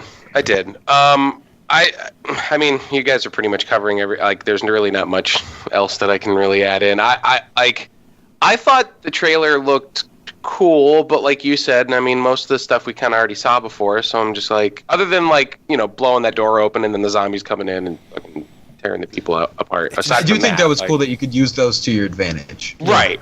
That was like one of the cool things of that trailer that I took away from it. Aside from that, I'm kind of like, whatever. It felt so familiar. I thought last year's showing it felt really unique and different, and this year it just feels like we've seen it. I don't know. After that, Sean Layden came out and did some pandering, claimed their console has 4K, blah, blah, blah, whatever. I think Sean Layden comes across as such an asshole. And he might be an amazing person in real life. I don't know him. Just how he looks, how he acts, he comes across as a smug asshole. He does. I was thinking the same thing. He doesn't really seem like the kind of guy that actually cares. He just seems like I have your money. He seems like. I mean, I'm not saying he is a piece of shit because I don't think he is. I just think that he comes off like he's better than he really is. He could be an amazing person. I don't know the guy personally, but maybe it's just an issue with Sony where they are so comfortably in the lead that they have this air of arrogance to them that they don't even need to try. And the constant calling it the PlayStation 4, the best place for gamers to play. And to say shit like that and then do things so actively anti-gamer as rejecting crossplay and the shit they're doing with Destiny. I don't know. I think Sony as a whole needs a reality check, and hopefully it happens soon with how Nintendo and Microsoft are partnering up. Maybe Sony will get a kick in the ass because they need it. They really do. Yeah, they kind of do. They went into a trailer for Monster Hunter World, which I'm actually kind of excited for that. Which now that, even though it was at the Sony conference, that's also gonna be on the Xbox. Yeah, that's what I was going to say. I hate that they don't clarify if it's going to be a world exclusive or world premiere or exclusive. Yeah, they just show it. The press release from Capcom after the show confirmed that it is available on Xbox and PC as well, releasing early 2018. Cool monster chase sequence, big monster fighting another big monster. I'm excited to see more. I don't think I'll go for it. It just, I don't know. It seems slow. I'm interested. There's a ton of exploration of those games. Yeah. And just the scale is just fucking. It's sweet. I am happy it's actually coming to Xbox One. Yeah. I just wish that Sony would actually tell you if it's coming. You want to know what's really weird about that announcement? At least to me, Monster Hunter game that's not going to be on a Nintendo product. Yeah. That was what. Oh, and there's Nintendo owners who are pissed that Monster Hunter XX has not at least yet been confirmed for America. Yeah. Because it's releasing in Japan on the Switch, and people are like, why are you only going to release the other one? But I don't know. After that, they went into... Dude, look how long it took for Tekken 7 to fucking come over here. True. It just happened. And that's been over in Japan for what, 3 years? Well, in arcades. Still. It wasn't on console. Still existed. Yeah. After that, they went into what I thought was one of the best surprises of the PlayStation show, a full-on remake of Shadow of the Colossus. Was that a surprise? I thought that was already announced. No, that was a full-on remake. As far as I knew, that was brand new. I thought I saw that last year. I was just like, that's cool, but no, they had an HD version on PS3, which was just the PS2 game made to look pretty. This is like a full-on, all-new asset remake. From what I've seen online, they're not changing the game really at all, so people were hoping that the cut content from the game would show up, but they've confirmed that it's just going to be a visual remake of the original game. They're going to implement some new control schemes in there to make it easier to play as well, but they will have the original way in there if you want to play it that way. I think that's a cool that's how the game should have looked from the beginning. Probably. It was impressive with what they did with the game on the PS2, but I think we're finally going to see Shadow of the Colossus the way it should have been. I agree. So, I think it's interesting. Like, I mean, I know a lot of people are kind of like meh on it. I'm kind of meh on it as well. But like you said, you know, if this is what the original direction should have been, like I can appreciate when they go back to remake games that like they're really doing a huge overhaul. Yeah, I mean, I'm sure there's a lot of people that'll end up digging that. There's probably a lot of people that haven't even played the original, so it'll be good for them too. So true. After that, they went into a story trailer, campaign trailer for Marvel vs. Capcom Infinite, which it's Marvel vs. Cap. The storyline definitely looks cool. Like the story mode of it looks cool, but it's Marvel vs. Capcom. Anybody that's buying that, they already know. Like, I'm still the lack of any X-Men has me so annoyed. Yeah, that is kind of shitty. He was ranting and raving about that last episode. Yeah. He's pretty serious about that. Dude, I don't blame you. It is such bullshit. I agree. 100%. As somebody that doesn't really play fighting games, like I understand why, and I'm annoyed about it too. But I'm not gonna.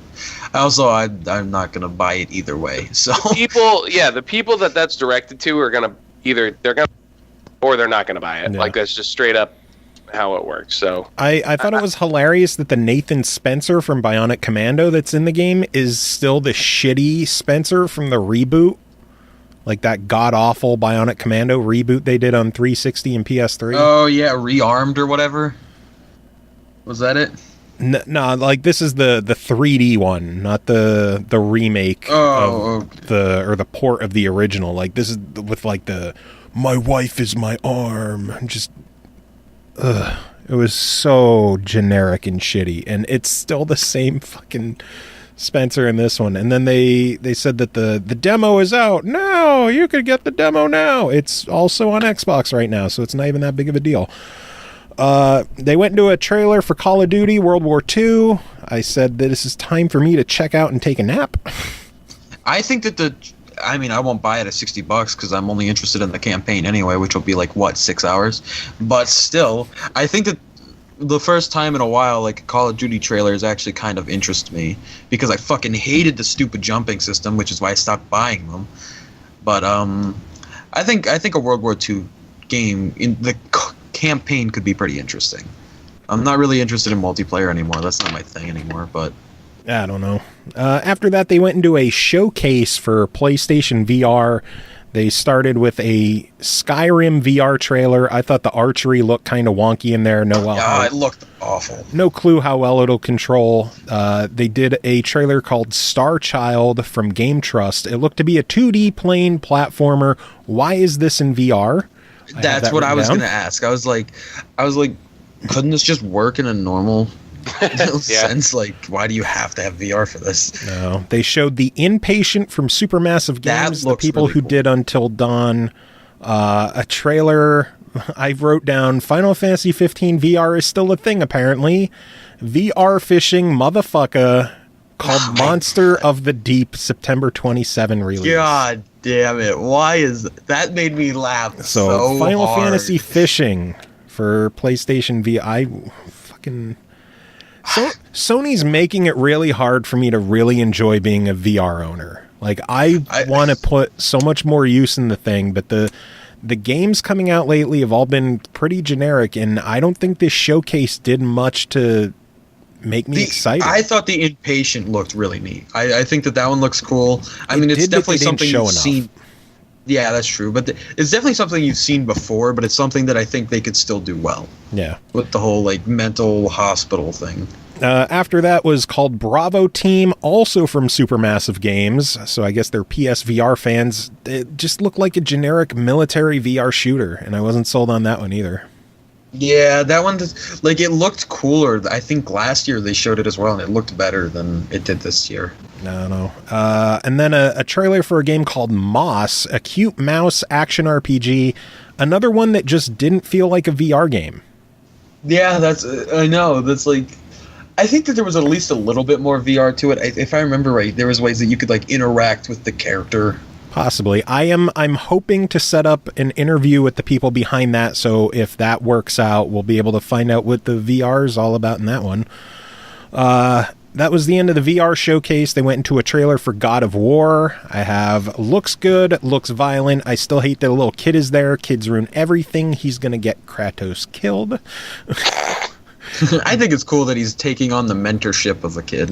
I think he's going to die because of the kid. That's how shit always happens with little kids.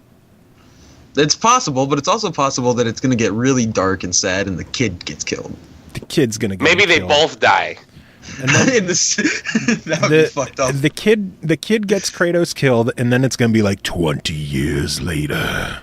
And the kid has the same beard and scar, and it's really just him again. Big ass monster coming out of the ocean, looks like a big motherfucker, slated for early 2018, which was a pleasant surprise. I expected that one for next holiday. I thought that was really cool that when the giant serpent thing came out, the kid then said, like, he's saying that he wants to help us. Like, Yeah. What? I thought he was. Yeah, that was crazy. They went into a trailer for Detroit Become Human. Oh, that Looks so good. sweet. That's the one game that I think doesn't look like every other game they're doing. I have zero it's interest like, in it. Well, oh my god, really? I love it. It kind of harks back to like the Beyond Two Souls and like Heavy Rain stuff. Yeah, I think this game looks incredible. This is the kind of game that's honestly almost a console seller for me.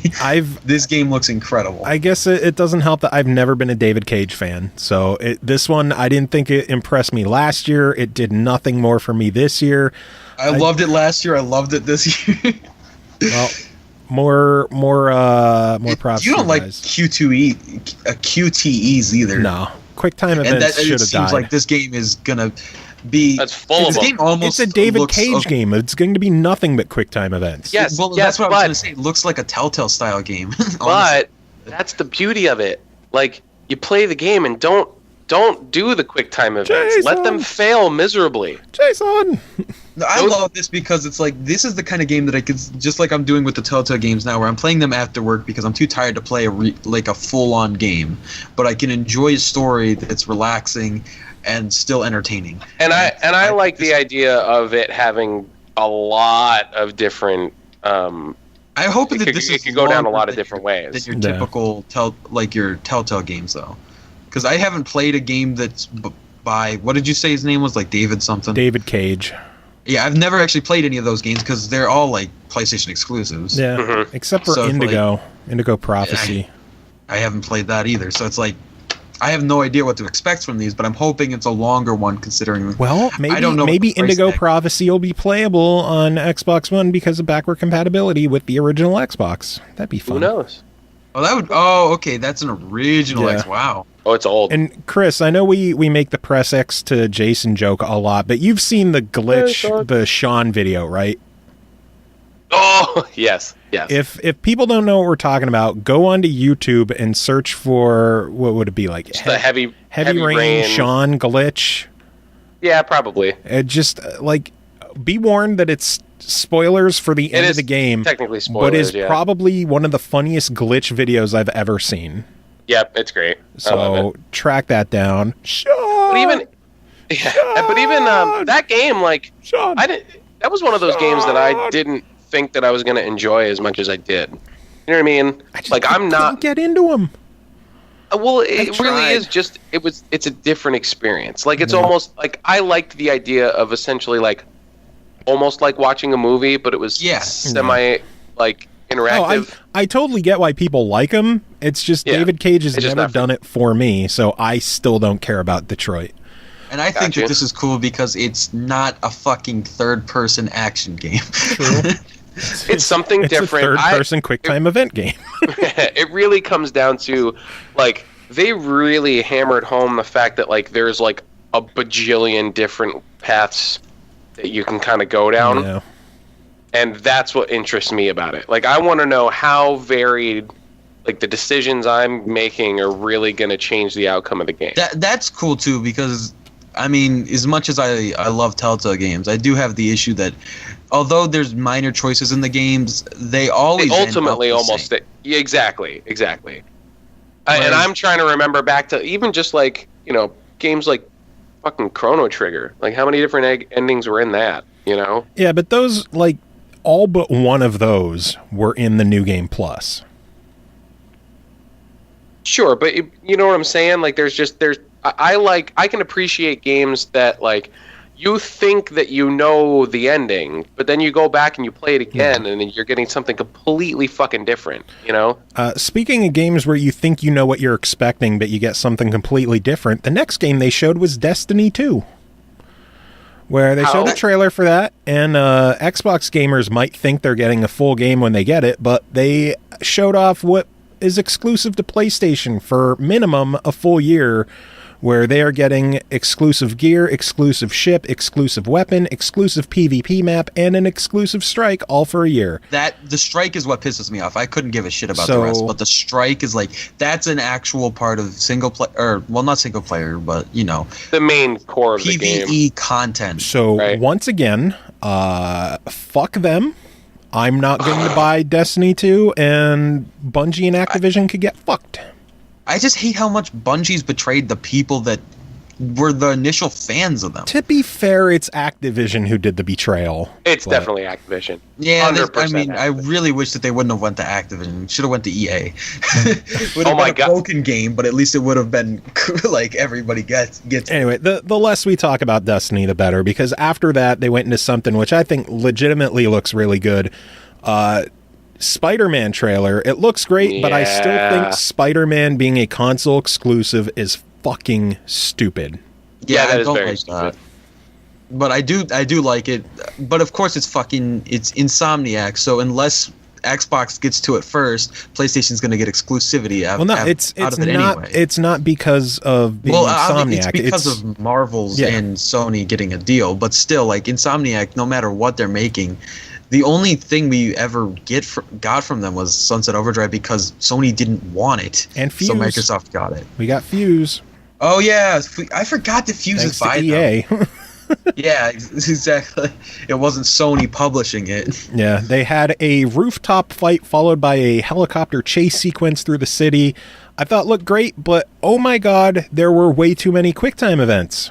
Like, I don't mind it so much. Way too many. In what they showed, maybe in the grand scheme of the game, there won't be that many, but for the video they showed, way too many. I think the idea, or I just like the way it feels so free. It looks like it's a very free game to be able to do your own thing while playing as Spider-Man, which, I mean, I've never even watched this. I've watched, like, maybe the first Spider-Man movie, and I don't remember it because it's been so long, so I'm not really huge into Spider-Man, but I still think the idea of being able to roam a city as Spider-Man seems really fucking cool. Have you ever played any of the earlier ones? No, I've never played a Spider-Man. I did play a Spider-Man game on PC, but it was so old, and I only got past like the first level because it was like I was like 3 years old. I remember even just playing one of the I forget what the actual name of it was, but it was on either the first or the second PlayStation, and dude, just being able to roam around in that. Friend or Foe was pretty neat, but I only got to watch it. I never got to actually play that one. They're good, man. Like I've played a handful of the Spider-Man. So I want to give this one a shot, but I really wish it was multi-platform. Sure. I mean, I am probably the last person to want to attempt to try and get myself a PlayStation 4, but if I got a PlayStation 4, that would definitely be on my radar. Yeah. I mean, the console seller for me would be The Last of Us Remastered in Detroit, but this I think I would pick up it eventually if I was to get a PlayStation 4, which I probably will eventually. Dude, I tell you what, man, like even if you're not a really, really big Spider-Man fan, the game's like these style of Spider-Man games, they're normally really, really well done. Yeah. Like They just seem they're very fun, enjoyable. even if you're not a huge fan of the actual character. Well, just the dude, game even seems just the fun. mechanics, like the fact that you're just like swinging around a city, like that's just the motion of that alone. And the way he was fun. like assassinating, but really like knocking out them. Yes, Because he doesn't kill. right. But It was pretty. after Spider-Man, there was a sizzle reel, and that was it. Yeah, it was. I mean, I don't think it was bad. I think, like, I would give it number 2 or number 3 Stop out of numbering them, Jesus Christ. Yeah, No, we don't I need actually. numbers. Well, I came up with my own think numbers it was system. number 3. It might have been 4. Might have been 2 or 3. No, It might I have already- been 4. What was it? I 2 or know which 3? one was. I know what numbers they were, but I Might have wasn't been, considering Devolver in the 3.5. numbers because it wasn't a real E3 press conference. 3.5. That works.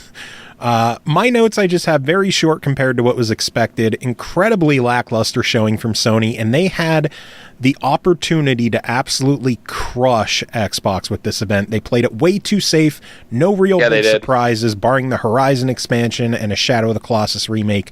Very few new titles, so I guess it's nice to see Sony do a show that's focused on stuff coming out soon instead of in 2024. Overall, a pretty big letdown to be sure. Yeah, I have was to really agree. surprised to not see anything about The Last of Us Part 2. I lot was of people very were. surprised not to see that. Maybe that just shows how far off the game really is. And, you know, Yeah, again, that's true. props to Sony for doing something that focused more on what's coming in the next year Current. and a half, as opposed to what's coming out 2.5 years from now. So I will give them credit on that. I will too. There were some decent games there, but it just, you know, I didn't give a fuck about Call of Duty or Destiny. I didn't give any kind of shits about half of the VR games that were shown there. I didn't care about Detroit. I thought God of War looked great. Monster Hunter looks good, but that's multi-platform. Days Gone was significantly downgraded to what we expected. Yeah. It was a letdown. Yeah, I was pretty let down as well. Next one to talk about, and this is where CJ goes to pee, is the Nintendo E3 Spotlight. This is my favorite. I thought this was easily the show of the show, I guess. Yep.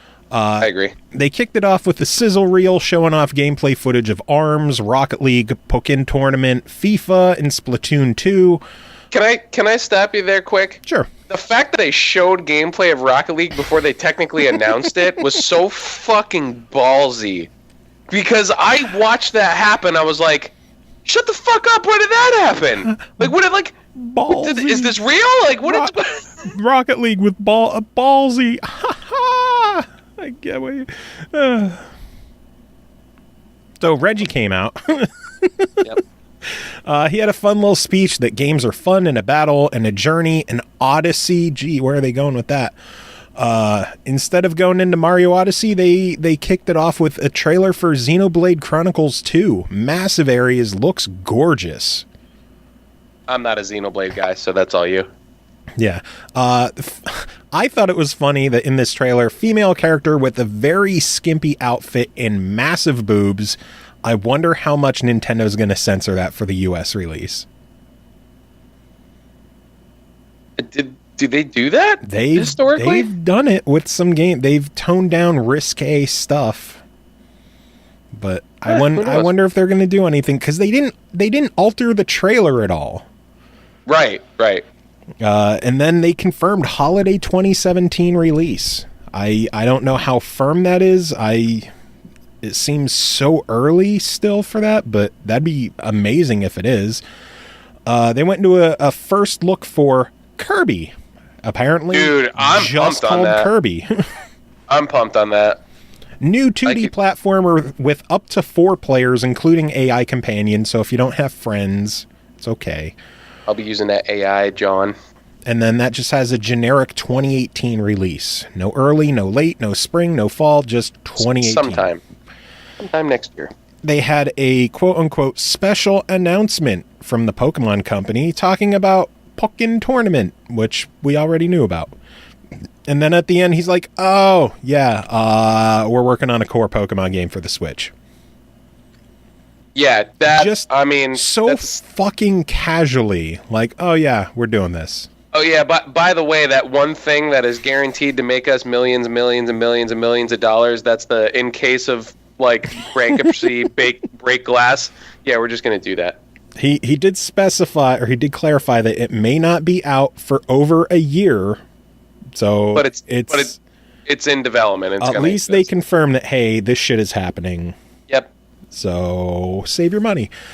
And then after that fucking mic drop, why not go to another?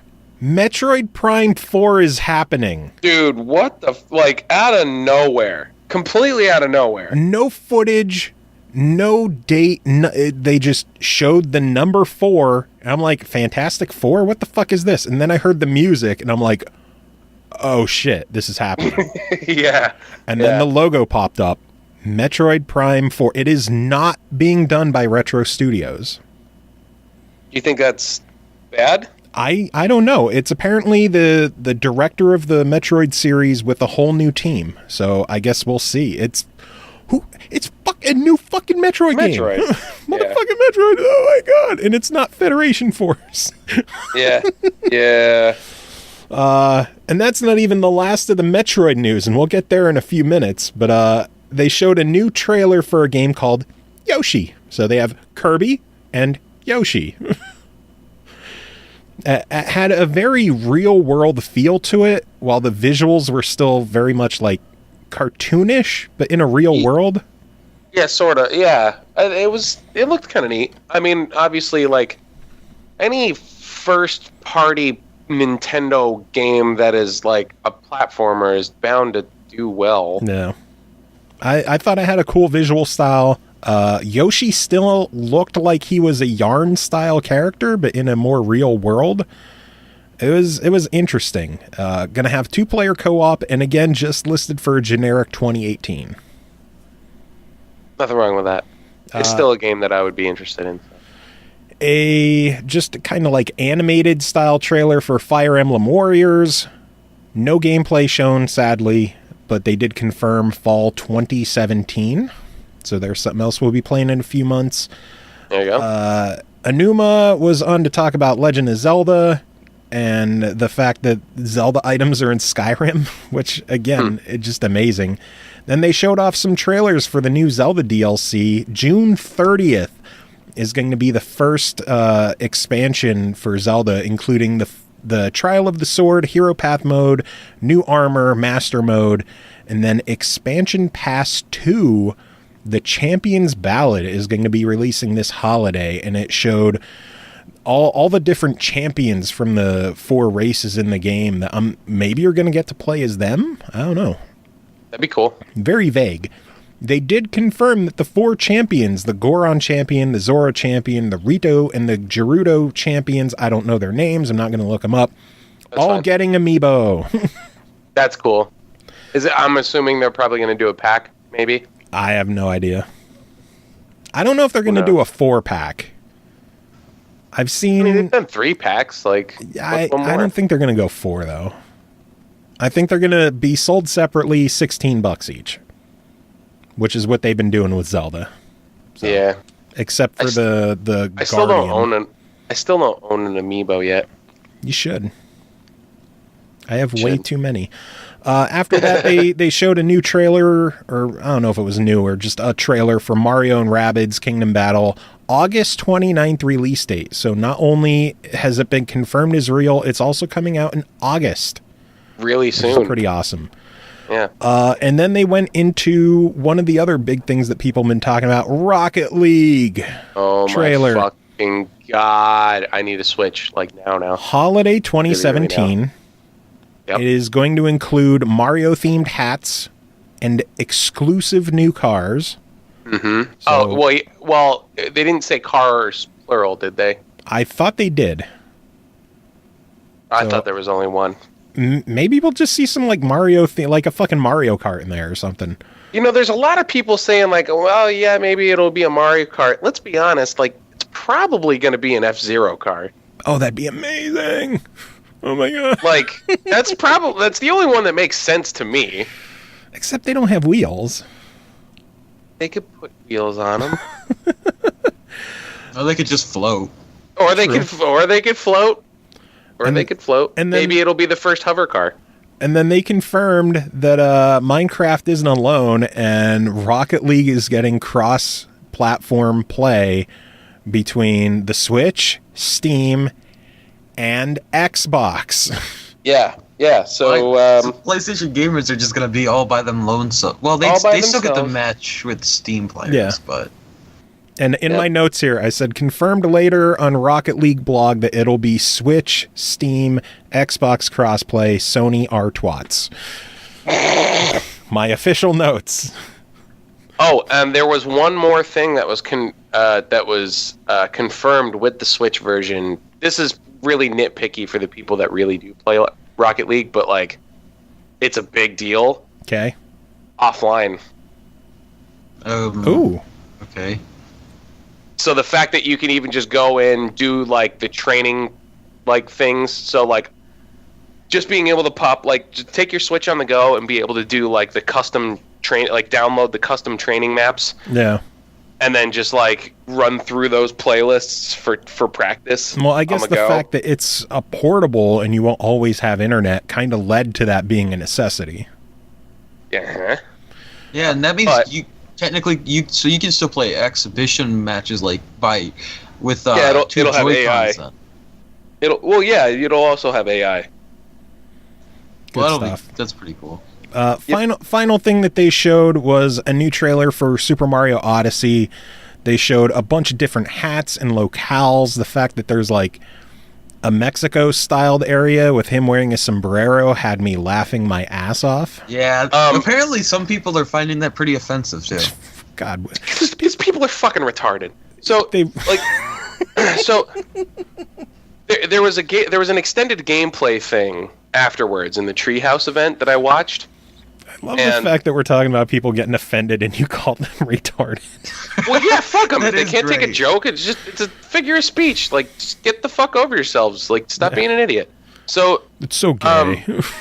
Yeah, fuck them. So they showed like some more gameplay elements of Odyssey, and the fact that like you have to go into a certain area, and the guy's like, well, you don't look authentic. There's a dress code. So basically what you have to do is you have to search around the level. There's certain coins that only can be found in those levels and spent in those levels, because you can actually spend coins now. Yay! Like they mean something. Coins mean something. So that's one awesome thing. The second awesome thing was that you went in and you used the coins to buy the sombrero and to buy the poncho, so that it unlocks another portion of the level, and you can get the like. So if you played Mario 64, you were collecting stars. These you're collecting like moons or whatever. But the other thing that I like about it, and this is a huge differential from this and Mario 64 and like Sunshine and that, is that in those games, when you collected that star or whatever the thing was, it bumped you out of the level, and then you'd have to go back in. This one is set up so that you can collect the thing and then just keep exploring, and there's no time limit. So it encourages the whole like, well, I'll just keep playing this level until I find everything, and then I'll move forward. Yeah. You know what I mean? So I don't know. I think that's a cool concept. I think it's gonna add a little bit more like exploration and like longevity to the game. So yeah, I think it looks pretty awesome. I'm excited for it. That's for damn sure. It is releasing October 27th. So that's pretty awesome. I need my Switch very soon. And then that was the end. Like they showed the footage, and then they just cut to like copyright information. Like there was no thanks for watching, and we'll see you surprising. On the Switch side or something fucking dumb. Oh my god. My notes again, I have good but short show. Yoshi and Kirby getting games, release date for Rabbids and Mario Odyssey, confirmation that Fire Emblem and Xenoblade are this year, Metroid Prime 4 is happening. Good stuff, but what the fuck is going on with the Switch Online plans? What's the story with Virtual Console? And where was the 3DS? Which we found out later, 3DS reveals happened during their Treehouse videos. Mm-hmm. But, like, what's going on with the Virtual Console? Why can't they tell us about this stuff? I have no idea. I don't know. We did mention that stuff happened during the Treehouse, so the two big things I think that happened there. First up, Nintendo unveiled Mario & Luigi Superstar Saga plus Bowser's Minions for the 3DS, which is a remake of the GBA game with a new Minion Quest mode. And clearly, new amiibo were announced for Goomba and Koopa Troopa. Nice. And then we mentioned Metroid earlier, and Samus Returns. Metroid Samus Returns, a remake of Metroid 2, is coming for the 3DS. So now we know why they shut down the fan project. Huh. And it clearly shows that it's been in development for a while because it's releasing September 15th. Holy shit. And they're going to have a brand new Samus amiibo with her in like her kneeling pose with the gun up in the air. And then a Metroid amiibo. Oh, nice. Yeah. That'll be cool. And then, of course, they announced amiibo for Mario Odyssey as well. And the hat. Yeah. And then the very last bit of Nintendo news I have is that they revealed Mario Kart Arcade GP is going to be releasing for the HTC Vive in Japanese arcades. Interesting. What? Yes, Japanese VR arcades are going to be getting Mario Kart Arcade GP. No clue if it's going to come to home VR or America or anything else, but it's coming to Japanese VR arcades. Want to play VR Mario Kart? Then you're gonna have to move to Japan, or at least visit. I guess I'll just have to. Shit, man, that sounds And then buy awesome. an arcade machine, or the arcade VR machines, and play it. That sounds cool, dude. That sounds really cool. So Hell, if you were rich, you could probably just order one from Japan. Have it shipped over. That would cost so much fucking money just in shipping alone. That'd be intense. But yeah, that's the E3 news. Guys, we made it out. That just flew. alive. That just flew by, didn't it? Yeah. Well, it started to go fast. The biggest one that took the longest was just Microsoft because there was so much. I think it went quicker once Pernell had it out as well because there were less people getting opinions in. That's true. So Yeah. next, It's okay. Next My E3, opinion I'll doesn't keep it matter at 3 anyway. people. Yeah, we don't like you, Chris. No, I'm so happy that you're on this show. By the way, Well, I'm we glad miss I was you. able to make it. well, I miss you on the show. I don't give a fuck what CJ thinks. I wasn't here long enough, but I enjoyed listening when you were on the show. So if there's something. I'm worth something. But unfortunately, this isn't the end of the show because we have some reviews to do. We're only going to do 2. And we already recorded one, so I'm just going to hastily splice that in right here. So editing happens now. First one that we're going to take care of is called Cladun Returns or Cladun Returns. This is Sengoku, developed by Nippon Ichi Software, published by NIS America, released June 6th on PS4 and Steam for $39.99, PlayStation Vita for $29.99. In the latest entry in the long-running series, you as the player will meet classic heroes from Japan's Sengoku era and help the souls of the dead settle their unfinished business. He took a nap before, but Pernell is back to cover this one. So Pernell, welcome back, I guess.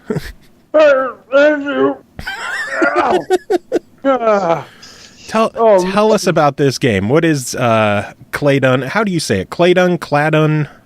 I'd say pronounce it as Cladun because Cladun is short for classic dungeon. So Clad for classic and smooths the rest of it out. For the longest time, I thought it was Clandun.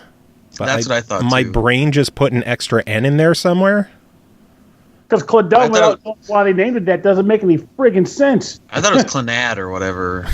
Because for the record, Cladun never comes up in any of the games as to being anything related to the game. It's just a word.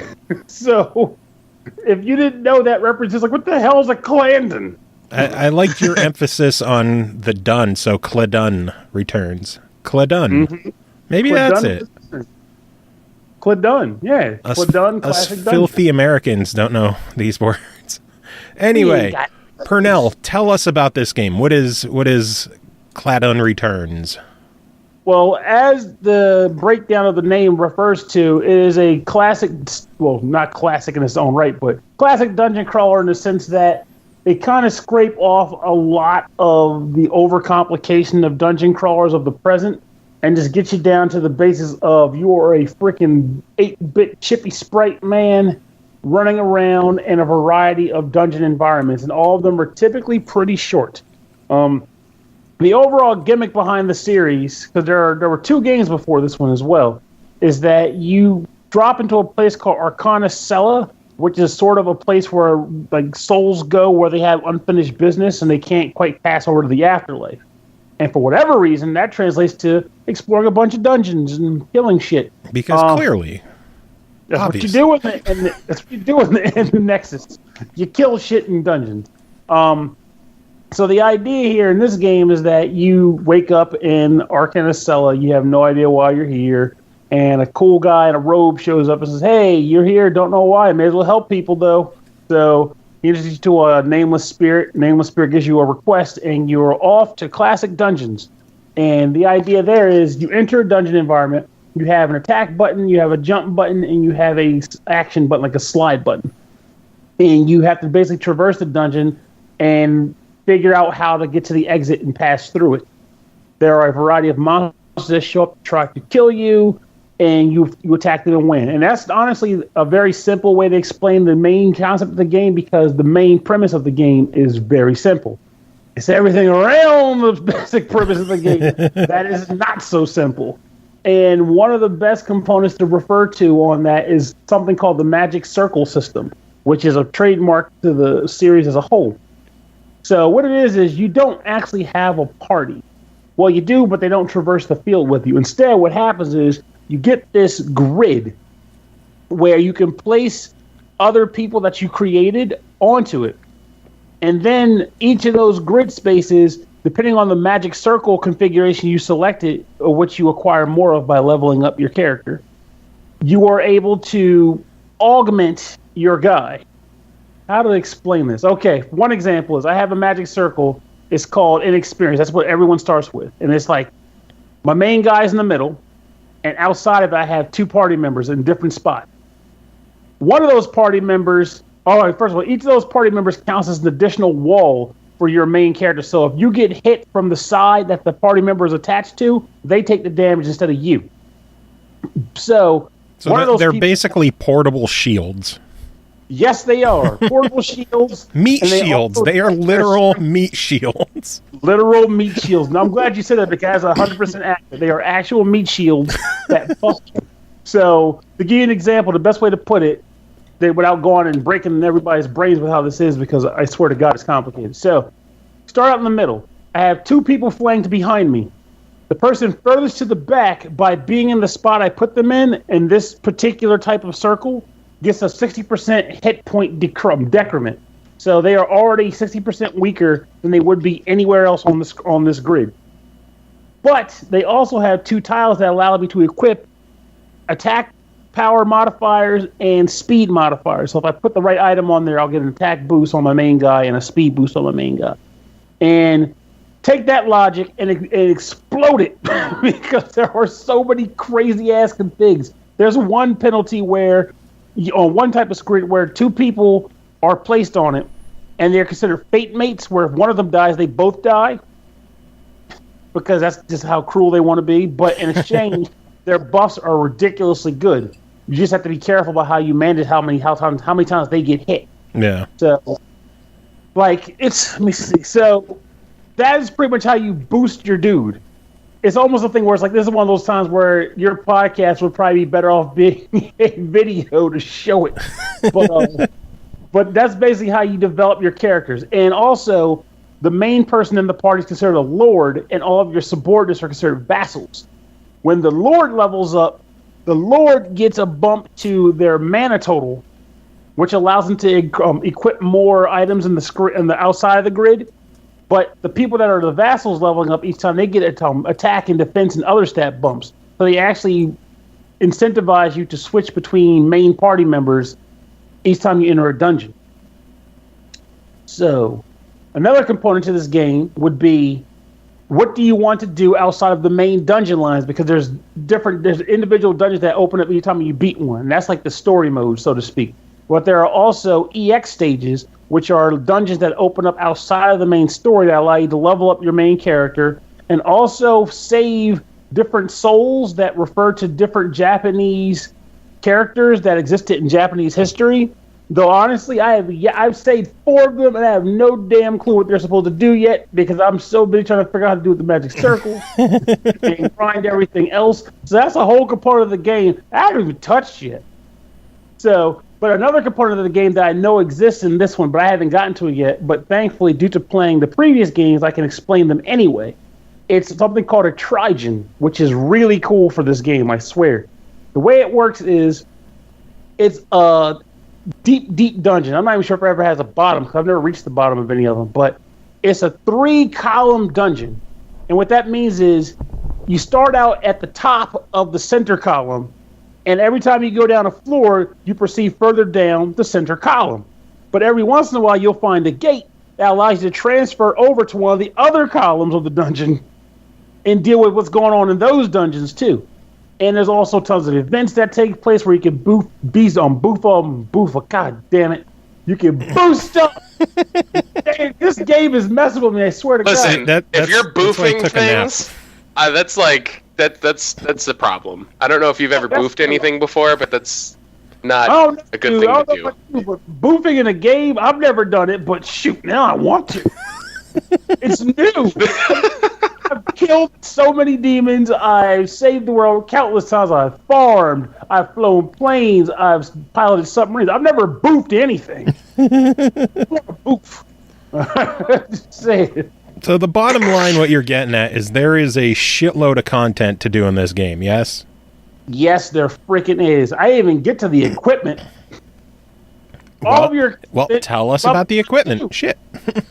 I shall. All of your equipment levels up as well. And what I mean by that is this. When you get an item, it has 4 different slots for something called titles. And a title is an augmentation / boost for that weapon. Every time you kill a monster, you get 1 boof point. They're called KO points. And every time you get to a certain plateau, you can afford to purchase a title upgrade to your weapon. And you can stack these titles to create unique weapon types of the same kind of weapon.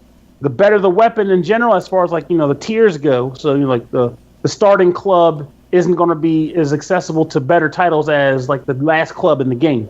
But the higher up in the tier system it is, the better titles that are available to be purchased for that weapon. That incentivizes you to not just stick with the first thing you get because you jacked it with the best titles in the game. Jacked it.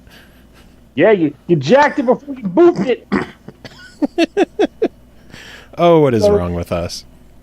Oh, we're ecstatic. That's what's going on. We're talking Cladun, man. You can't not be excited about Cladun. It really, I really enjoyed the series on the PSP, and I'm so excited that a new one came out.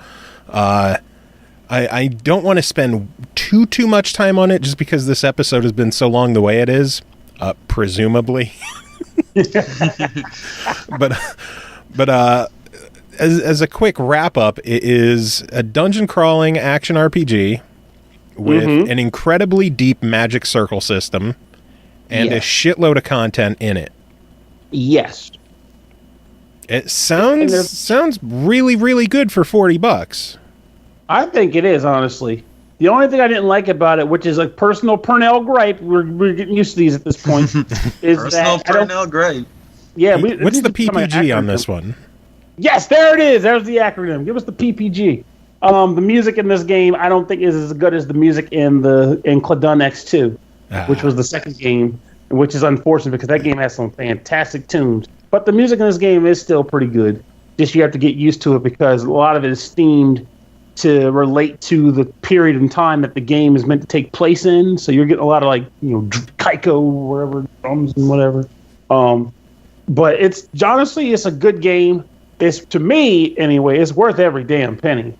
If you like classic hack and slash dungeon crawlers and you don't mind learning a ridiculously bizarre but cool system of upgrading your characters, which, let's be honest here, if you're listening to a review for a Nippon Ichi software game, you've probably been down this road before. Oh yeah, very much so. So if you're okay with handling that concept, I think it's worth every penny. It's a good game. All right, sounds good. So I'm guessing, I'm guessing that's a buy it rating. We didn't even get the official. That's quite the buy. It is quite the buy. Sounds good. So for $40 on PS4 and Steam, $30 on Vita, what would you recommend for someone? This game. Oh, well, it depends, really. I'd recommend this game. But if you have access to all of the setups, I felt like Cladun was a perfectly suitable portable play. But unlike Cladun X2, this game actually got a physical release, and I'm partial to physical releases if I can get it in any way, shape, or form. So I'm personally adamant about getting it physical if you can. But if you can't, I'd recommend it on the Vita so you can play it on the go. Plus, if you get it on the Vita, I believe the other two are playable on the Vita as well. They are. You can have the whole family of Cladun beatdowns. Awesome. You can poop in all of them. Sounds good. Well, Pernell, we will let you go, and thanks as always for doing this. No, thank you for having me. It was a jam. So yeah, thanks to Pernell for that. So weird that he came back just for like a 15-minute segment. We clearly didn't address the editing already twice on the show. Nope, not at all. No, we did. Other game to talk about. This should be a fairly quick one, but we should do an official review of a fun little game called Gorescript. Yes, you're excited about this one, aren't you, CJ? Developed by. I get to finally, drop the bomb on what this rating was when I said Wyatt. Developed by Sergui Bucur. Hopefully I know I still said it wrong, but whatever. Published by AmusedSloth. That released June 15th for $9.99 on Steam with a soundtrack available for $2.99. Gorescript is a classic first-person shooter game inspired by the great old classic first-person shooters that define the genre. Fight your way through 18 handcrafted levels of frantic action-paced gameplay from easy to hardcore levels of difficulty. CJ, just fucking do this. Yeah, at this point, we've talked about the game so much on the show, including an interview, that I'm basically just going to bullet point this one and then give the final verdict. Do it. Because it's just... If people want to hear more, go back and listen to our interview with them because it was an awesome interview. Yeah, we did. We had a great job. And all right. Nikos's last name is incredible. Yeah, you'll have to hear him say it. It's the greatest thing I've ever heard anybody say. Like, I'm not even going to try it. I'm not even going to try it. Okay, first, the bullet point 1. It is exactly what they advertise. It is a very classic shooter, very much like Doom, even down to the fact that you have to collect key cards, or just keys in this game, but what would be considered key cards in Doom in order to unlock certain colored doors to progress through the levels and get to the end. The shooting in the game is super solid. They did such a great job of being able to move around and shoot accurately. Even all the weapons are awesome and different, and each have their own little, enemies that they do better against. And they each share ammo in a weird way of once you pick up ammo, every weapon you get gets ammo, but then when you use ammo, it doesn't take away from the other weapons. So that was kind of interesting. There's just only one ammo pickup, so it counts for all your guns. Which I guess is a really good thing because you run out of ammo pretty easily in this game, and you have to switch around weapons all the time. By far, the best weapon in the game that I've experienced, that I actually found in the game, was this rail gun that would just shoot through you could shoot 4 or 5 enemies because it would just go through all of them. It would work as a collateral, and it was incredible. And it would insta kill most enemies except the bigger guys. I love the way they even go down to putting in little hidden secrets with power-ups, and I think they added new power-ups since release, because I picked up some stuff today that I didn't know was even in the game when I originally played it. Well, I know they said they were going to be working on it still a little bit up to release. Plus, they shuffled the level order around. They did shuffle. Yeah, there are some differences now. Like, what was originally level 1 is now level 2. Cool. Yeah, so the levels were changed around there. I replayed some levels that I had already played. I played some new levels that I hadn't gotten a chance to. It was pretty neat, and I think that the way they designed it works. They added explosive barrels, which I don't believe were originally in it, and now you can use those to kind of take out enemies that are around it. Back to the power-ups thing. Originally, we talked about how the only way to jump in the game was through these gravity boots or anti-grav boots. Now apparently there's a variation on that. It's you can now have killing anti-gravity boots, which kill enemies when you land on top of them, which is fucking cool. Awesome. So features between the preview and the review. Yes, there is. It works like a Mario style. If you want to go back to the Nintendo stuff we were just talking about not too long ago, you just Goomba stomp all of them. The only thing that doesn't work on is like the bigger guys, like the green 3-eyed pricks that shoot you. So overall, I know we've gone so long with this episode. So overall, for $10, we know you're giving it a buy it. So just give it the buy it. It's a very recommended, easily buy it. Like if you have $10, I mean, and it's okay. And you like these kind of games, it's incredible. And it has a great soundtrack, which is only like $2.99. And even better, if you're still not sold after our preview, after the interview, and after the review, we're going to do a giveaway soon. So keep an eye on our Twitter at the SML Podcast, and we'll give you the details on that shit. Yes, you want the game. And speaking of giveaways, we can't end the show without one, because I didn't think it'd be this fucking long.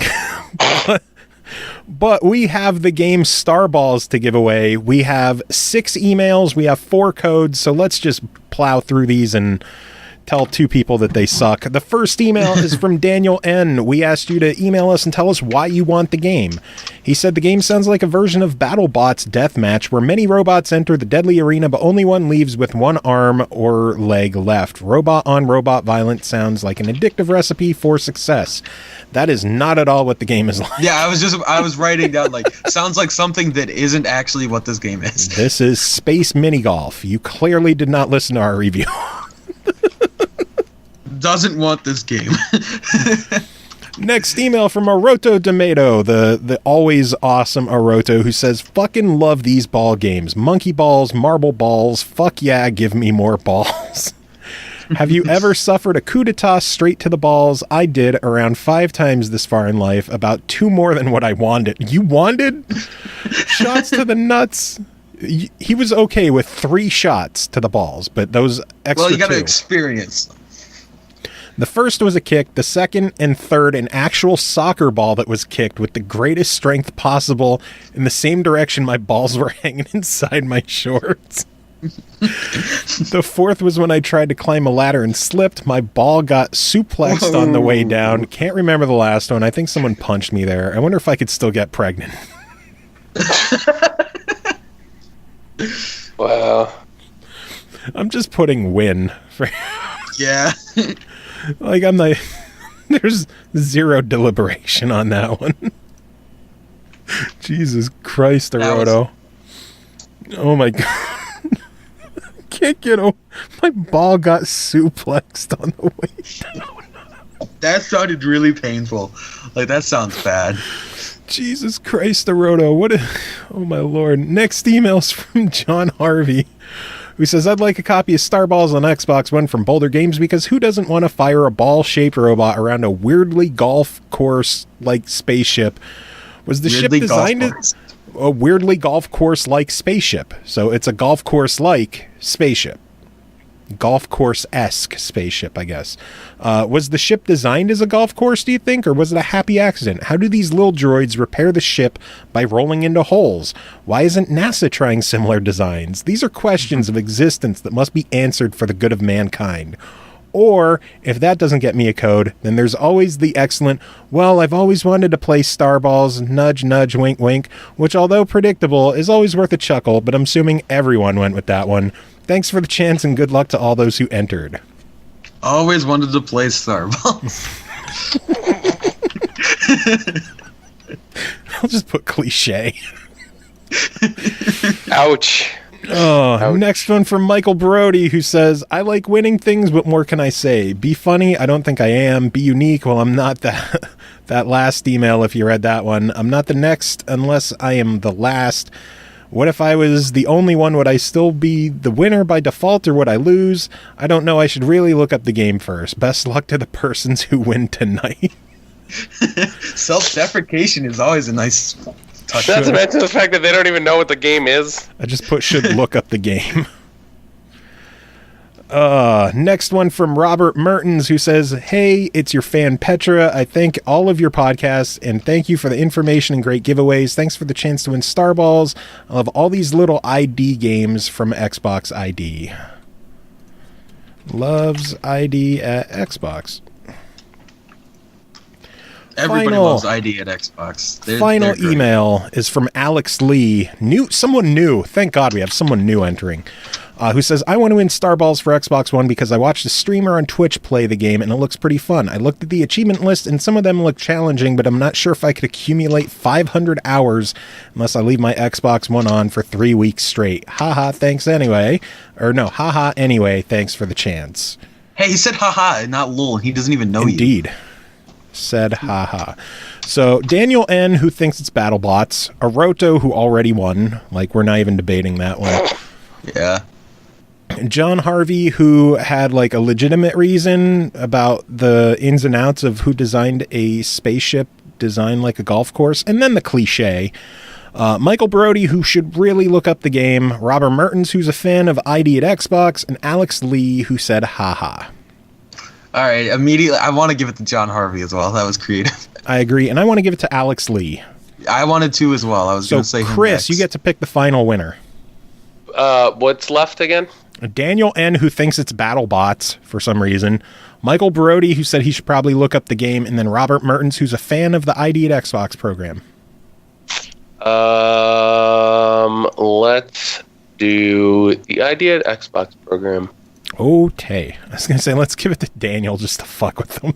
I wanted to give it to Michael just to, like, he doesn't know what the fuck the game is, but, well, neither of them did.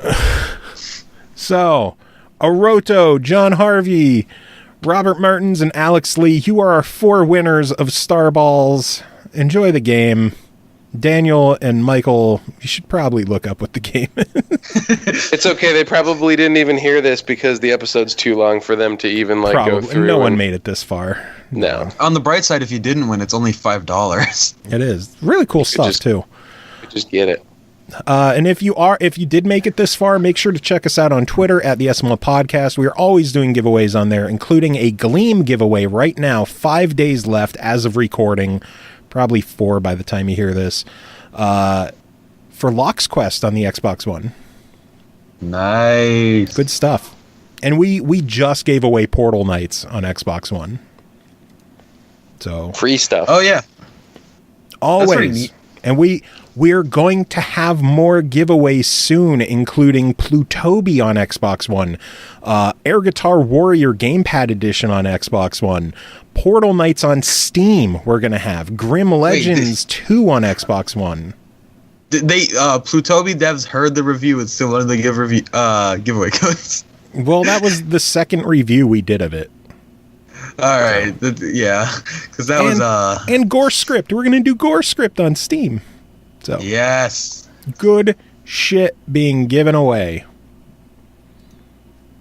Well, True. You know, Eternal wouldn't say one of those was very good. She was shitting. I think she has her punishment with one of her upcoming reviews. Her punishment. Yeah. But yeah, that is it for this episode. Thank God it's finally over. After all the editing is said and done, this might be a new record for length. I was really thinking it was going to go even longer, so honestly, I'm okay. I'm ready for bed. I'm ready to go finally finish The Walking Dead Season 2, I think. Good stuff. Well, thank you, everyone, for listening and making it this far. If you have, thanks to Pernell for coming by for how long he did and coming back for his review. And Kris, thank you for showing up. It's been way too long. You need to come back way more frequently. Dude, it's tough, man, especially like this time of the year. Like it's summertime now. When are you going to find a different band and then just come back to the show full time? Dude, I have no fucking clue. Your guess is as good as mine. So many reviews you could have been a part of. Who knows? Like you would have loved Victor Vran. And you would have loved Horse Racing 2016. You fuck that game. Oh wait, you did play that one. Never mind. No, I got forced into that fucking garbage. Goddamn right you did. That was right before you left. Maybe that's why he did leave. Maybe. I was like, you know what? I can't take playing these games anymore. Fuck you and fuck the show, Joe. I'm done with this shit. Horse racing was it. I would like to. Well, I mean, I said this last time I was on because it was maybe like 3 or 4 weeks ago or something, right? Something like that. Yeah, you did. I think you did a review. I forget. Well, and I stuck around for a little bit, but I'm trying to at least get like one in a month if I can. I mean, it obviously depends on my schedule, but I'm just that's what I'm trying to aim for right now. At least like hop in every once in a while, contribute here and there, but well, somehow you managed to find 4 hours, so I congratulate you. Yeah. Well, I mean, Thursdays are also hit and miss, and mainly depending on what I have to do the next day. Like normally I would have a gig tomorrow and I would want to attempt to try and like rest up and stuff, but I'm off tomorrow, so I guess the final question is, to end the show, final words. Do you regret telling me last week that you would do the E3 episode? No. I fully was aware that it was going to take a while, and I knew that I had some time this week. So I love doing the E3 episodes because, I mean, there's just so much to go over. And you know that my favorite thing is talking about news, so. Yep. That's always the best part. Yep. So I was really hoping that would lead to an insult. So I guess just give final words with an insult. Just say something. No. I was gonna say I'm saying something nice. Say something funny to end the show. Funny to end the show.